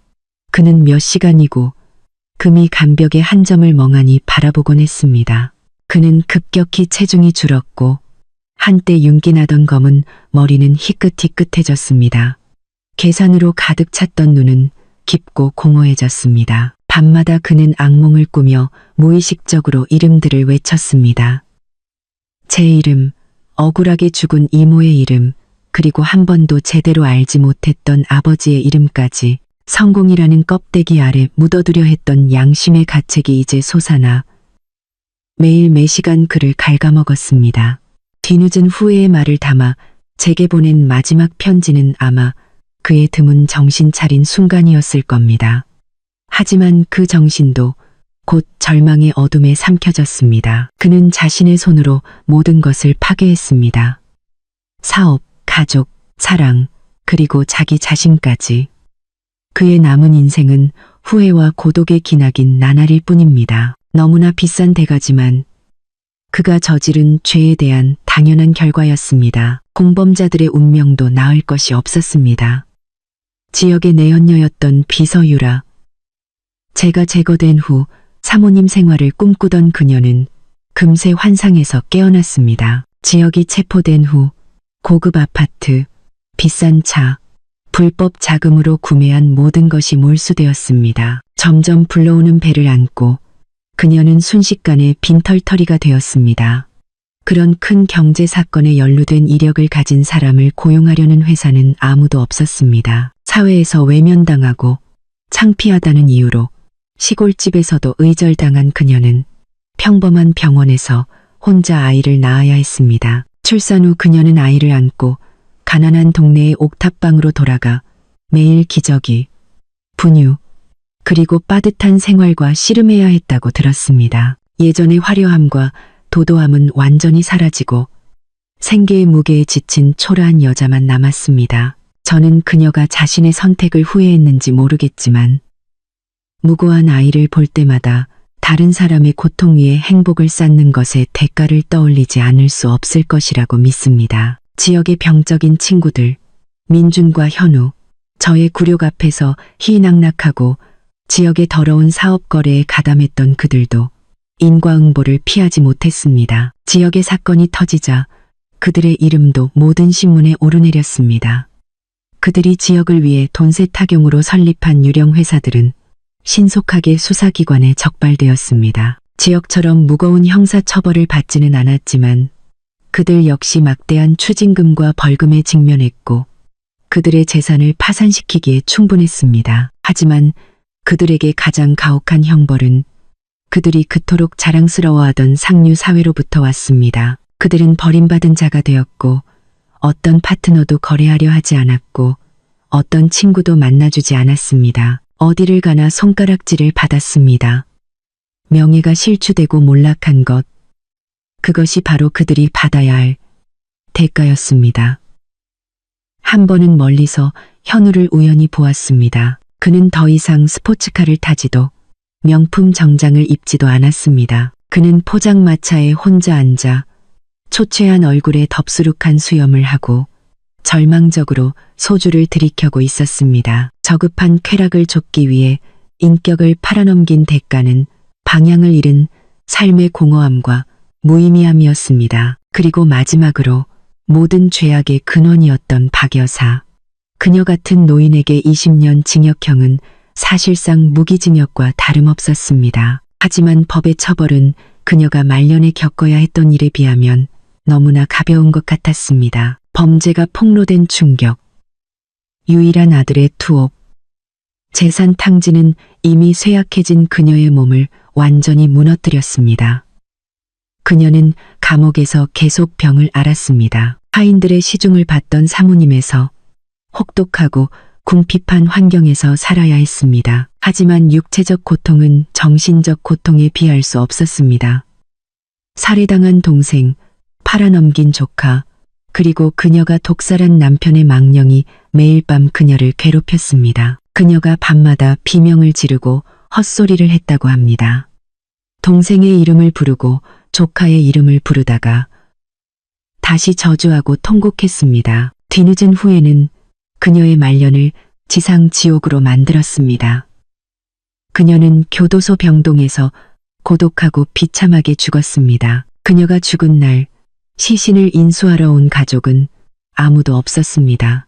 그녀가 모든 수단을 동원해 뒷바라지했던 아들, 지역조차도 올 수 없었습니다. 그녀는 자신이 묻으려 했던 죄악처럼 잊힌 채 떠났습니다. 그녀가 죽었다는 소식을 들었을 때 제 마음에는 통쾌함은 조금도 없었고 공허함과 슬픔만이 남았습니다. 탐욕이 한 인간을 악마로 만들었고 결국 그 탐욕이 그녀 자신을 삼켜버렸습니다. 그것은 비극적인 악순환이었고 인과응보에 대한 값비싼 교훈이었습니다. 처벌이라는 어두운 그림 속에서도 한 줄기 빛이 있었습니다. 바로 지역의 불행한 사촌, 은호였습니다. 아버지와 재회한 후 그의 삶은 완전히 바뀌었습니다. 제가 비밀리에 지원한 돈과 후원자들의 도움으로 홍씨 부자는 새로운 삶을 시작했습니다. 그들은 도시로 돌아가지 않고 어촌에 남아 작은 가게를 열었습니다. 몇 년간의 죄책감 속에서 살았던 홍씨는 이제 아들 곁에서 평화를 찾았습니다.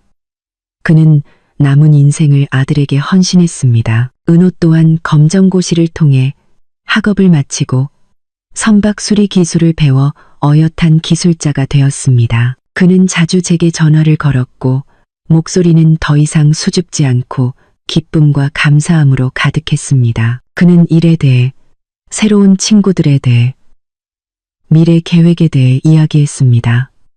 가끔은 직접 잡은 신선한 해산물을 저와 제 딸에게 보내주기도 했습니다. 그가 자신의 삶을 되찾는 것을 보며 제 마음도 따뜻해졌습니다. 적어도 이 비극 속에서 한 명의 무고한 사람이 행복을 찾은 것입니다. 저는 사무실에 앉아 사건 기록을 다시 넘겨보았습니다. 이름들, 얼굴들, 운명들이 비극적인 소설처럼 얽혀 있었습니다. 인과응보, 사람들은 그것을 초자연적인 처벌, 운명에 보이지 않는 손이라고 말합니다. 하지만 저는 다르게 생각합니다. 인과응보는 하늘에서 떨어지는 무언가가 아닙니다. 그것은 각 인간이 뿌린 선택과 행동의 필연적인 결과입니다. 지역, 박 여사, 그리고 그의 친구들. 그들은 거짓, 탐욕, 잔인함의 길을 선택했습니다. 그리고 그들이 받은 결말은 몰락, 고독, 그리고 고통이었습니다. 그것은 처벌이 아니라 공정함이었습니다. 모든 원한은 이제 정말로 해소되었습니다. 용서가 아닌 정의에 의해서 과거는 내려놓았고 미래의 문이 눈앞에 활짝 열려 있었습니다. 저는 이제부터 제 인생은 평온과 희망의 장으로만 채워질 것임을 알았습니다. 인생이라는 지진의 마지막 여진이 지나갔을 때 제 발밑의 땅은 더 이상 흔들리지 않았습니다. 대신 아주 오랜만에 느껴보는 견고함과 평온함이 있었습니다. 폭풍 뒤의 하늘은 언제나 더 맑고 높습니다. 그리고 저의 새벽, 진정한 새벽이 마침내 왔습니다. 찬란할 뿐만 아니라 부활과 희망의 온기를 품고서 저는 승리에 도취되거나 복수의 쾌감이 제 영혼을 더럽히게 두지 않았습니다. 대신 앞으로 나아가는 것을 선택했습니다. 제 손으로 새로운 미래를 건설하는 것을.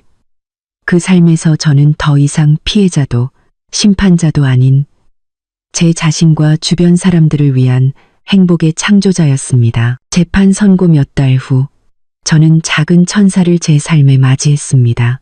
제 딸 아린이는 저와 대모님의 사랑 속에서 태어났습니다. 처음으로 아이를 품에 안고 따뜻한 작은 생명체가 제 팔 안에서 꼼지락거리는 것을 느끼는 순간 과거의 모든 고통과 상처가 치유되는 것 같았습니다. 아이는 저를 닮은 까만 눈동자를 가졌지만 한 번도 만나보지 못한 외할머니의 높은 이마와 환한 미소를 가졌습니다. 아이를 보며 저는 세상에서 가장 소중한 자산을 얻었음을 알았습니다. 살아가고 노력하고 더 나은 사람이 되어야 할 이유. 아이는 단지 제 딸이 아니라 새로운 시작의 상징이었고 파괴의 잿더미 속에서 솟아난 강인한 생명력이었습니다. 저는 배신과 고통스러운 기억으로 얼룩진 옛 회사로 돌아가지 않았습니다. 강남의 저택과 함께 팔아버렸습니다. 저는 과거와 완전히 단절하고 강지혁과 그의 가족에 속한 모든 것을 뒤로하고 싶었습니다. 이혼 위자료와 제 본래 재산으로 저는 걱정 없이 호화로운 삶을 살 수도 있었습니다. 하지만 그렇게 하지 않았습니다. 어머니로부터 그리고 제가 겪은 일들로부터 얻은 교훈은 돈이 유용한 도구가 될 수는 있지만 결코 마음의 평화를 살 수는 없다는 것을 가르쳐 주었습니다. 물질적 부를 추구하는 대신 저는 더 가치 있는 것, 즉 의미를 추구하기로 결심했습니다. 저는 제 재산의 상당 부분을 사용하여 새싹 재단을 설립했습니다. 가정폭력과 사기 결혼의 피해자인 여성들에게 무료 법률 및 심리 상담을 전문적으로 지원하는 비영리 단체였습니다. 저는 제 자신의 이야기와 고통스러운 경험을 통해 다른 여성들을 돕는 불씨를 지피고 싶었습니다. 그들이 혼자가 아니며 보호받을 권리가 있고 다시 일어서서 삶을 재건할 힘이 있다는 것을 알려주고 싶었습니다. 저의 데모인 윤 회장님은 재단의 고문이 되어주셨습니다. 그녀의 지혜, 경험, 그리고 인맥은 새싹 재단이 빠르게 자리를 잡고 사회적으로 큰 반향을 일으키는 데 도움이 되었습니다. 우리는 세미나와 법률 상담회를 개최하고 긴급 피난처가 필요한 여성들을 위한 안전한 쉼터를 마련했습니다. 도움을 받은 한 사례 한 사례, 눈물 뒤에 되찾은 미소, 하나하나가 제게 무한한 기쁨과 평온을 가져다 주었습니다. 저는 제 자신의 고통을 공동체를 위한 힘으로 바꾸었고 그것이 저 자신을 치유하는 가장 좋은 방법이었습니다. 재단 활동과 병행하여 저는 저만의 사업을 시작했습니다. 더 이상 어떤 남자의 그림자도 없는 사업. 저는 파란만장한 비즈니스의 길을 다시 선택하지 않았습니다. 대신 대학 시절부터 품어온 조용한 열정, 예술로 돌아갔습니다.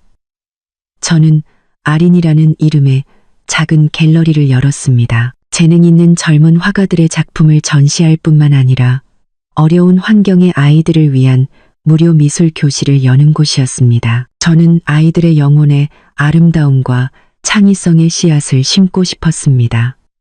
예술이 상처를 치유하고 꿈의 날개를 달아줄 수 있도록. 제 삶은 이제 바쁘지만 매우 평온했습니다. 이른 아침에는 딸과 함께 놀며 아이가 맑은 눈으로 세상을 탐험하는 것을 지켜보았습니다. 낮에는 갤리에 가서 색과 창의적인 아이디어의 세계에 흠뻑 빠졌습니다. 저녁에는 재단 일을 하며 서류를 읽고 이야기들을 듣고 팀과 함께 해결책을 찾았습니다. 가끔 윤 회장님이 맛있는 음식과 귀중한 조언을 가지고 들르셨습니다. 우리는 함께 앉아 3대의 여성이 이야기를 나누고 웃음을 공유했습니다. 제 집은 더 이상 차가운 저택이 아니라 사랑과 웃음이 가득한 진정한 보금자리였습니다. 어느 주말 오후 아린이와 정원에서 서툰 그림을 그리고 있는데 지역의 사촌인 은호가 찾아왔습니다. 그는 더 이상 시골의 수줍은 청년이 아니었습니다. 저와 윤 회장님의 도움으로 2년간 공부한 끝에 그는 우수한 성적으로 공대를 졸업하고 현재는 대형 조선 회사에서 유능한 기계 엔지니어로 일하고 있었습니다. 그는 아린이에게 직접 만든 나무배 모형을 가져왔습니다. 감사합니다, 누나. 그가 진심 어린 목소리로 말했습니다. 누나가 아니었으면 저는 평생 그 어촌을 벗어나지 못했을 거예요. 누나가 제게 새로운 삶을 주셨어요. 그런 말마 저는 미소 지었습니다. 그건 내 자신의 노력 덕분이야. 네가 정말 자랑스럽다. 눈앞에 강인하고 선량한 청년을 보며 제 마음은 정말 따뜻해졌습니다. 강씨 집안의 죄악의 소용돌이가 그의 맑은 영혼을 더럽히지 못했습니다. 그는 가장 어두운 환경 속에서도 선함과 의지가 싹트고 자라날 수 있다는 증거였습니다. 삶은 그렇게 평온하게 흘러갔습니다. 저는 더 이상 과거에 대해 많이 생각하지 않았습니다. 그것은 낡은 책의 한 장, 소중히 간직된 교훈이 되었습니다. 저는 더 이상 지역이나 박 여사를 원망하지 않았습니다. 탐욕 때문에 스스로를 파멸시킨 인생들이 안타까울 뿐이었습니다. 저는 용서하는 법을 배웠습니다. 그들을 위해서가 아니라 제 자신을 위해서. 증오의 짐을 더 이상 짊어지지 않고 영혼이 평온하고 자유로워지기 위해서. 어느 날 어머니의 옛 사진들을 다시 보다가 젊은 시절 어머니가 낯선 남자 옆에 서 있는 사진 한 장을 발견했습니다. 그들은 매우 환하게 웃고 있었고 서로를 바라보는 눈빛은 애정이 가득했습니다. 사진 뒤에는 1990년 제주도 기념이라는 손글씨가 있었습니다. 저는 문득 제가 아버지를 만나기 전 어머니의 삶에 대해 거의 아무것도 모른다는 것을 깨달았습니다. 저는 사진을 들고 윤 회장님께 여쭤보았습니다. 그녀는 사진을 보며 눈빛이 아련해졌습니다. 이 사람이 내 어머니의 첫사랑이었단다. 그녀가 이야기했습니다. 가난하지만 재능 있는 화가였지. 둘은 깊이 사랑했지만 집안의 반대와 신분 차이 때문에 헤어져야 했어. 윤 회장님의 이야기는 저를 놀라게 했습니다. 알고 보니 어머니에게도 과거가 있었고 안타까운 사랑 이야기가 있었습니다. 저는 문득 아무리 강한 여자라도 각자만의 숨겨진 구석과 마음의 상처가 있다는 것을 깨달았습니다. 사랑이 항상 행복한 결말을 맺는 것은 아니지만 중요한 것은 우리가 그것을 어떻게 마주하고 무너진 후 어떻게 일어서서 의미 있는 삶을 계속 살아가는가 하는 것이었습니다. 저는 사진 속의 남자를 찾으려 하지 않았습니다. 어머니의 과거를 존중했습니다. 대신 저는 여행을 떠나기로 결심했습니다. 아린이와 윤 회장님을 데리고 사랑과 추억의 도시 제주도로 갔습니다. 우리는 해변을 산책하고 바람에 흔들리는 야자수를 보고 한적한 언덕 위에 있는 작은 갤러리에 들렀습니다. 고요한 공간, 다채로운 풍경화들 사이에서 저는 돌아가신 어머니와 기묘한 연결감을 느꼈습니다. 마치 그 시절 사랑과 희망에 가득 찬 젊은 여성이 바로 이 길을 걷고 있는 모습이 보이는 것 같았습니다. 그날 밤 우리는 작은 카페에 앉아 은하수처럼 반짝이는 도시의 야경을 내려다보았습니다. 아린이는 제 품에서 깊이 잠들어 있었습니다. 윤 회장님이 조용히 말했습니다. 지금 널 보니 내 어머니 생각이 나는구나. 분명 널 매우 자랑스러워할 거야. 저는 만족스러운 미소를 지었습니다. 네, 저도 엄마가 자랑스러워하실 거라고 믿어요. 저는 인생의 비극이 저를 무너뜨리게 두지 않았습니다. 저는 더 강하게 일어섰고 어머니가 바라던 것보다 더 찬란한 삶을 살았습니다. 저는 더 이상 다른 남자에게서 평온한 안식처를 찾지 않습니다. 저는 제 스스로 그 안식처를 만들었습니다. 그것은 성이나 사업 제국이 아닙니다. 그것은 영혼의 자유, 일의 기쁨, 아이의 웃음소리, 그리고 사랑하는 사람들의 무조건적인 애정입니다. 저의 새로운 새벽은 도착점이 아니라 여정 그 자체입니다. 그리고 저는 이 여정이 앞으로 저와 제 딸을 기다리는 수많은 좋은 일들로 아주 길고 아름다울 것이라는 것을 압니다.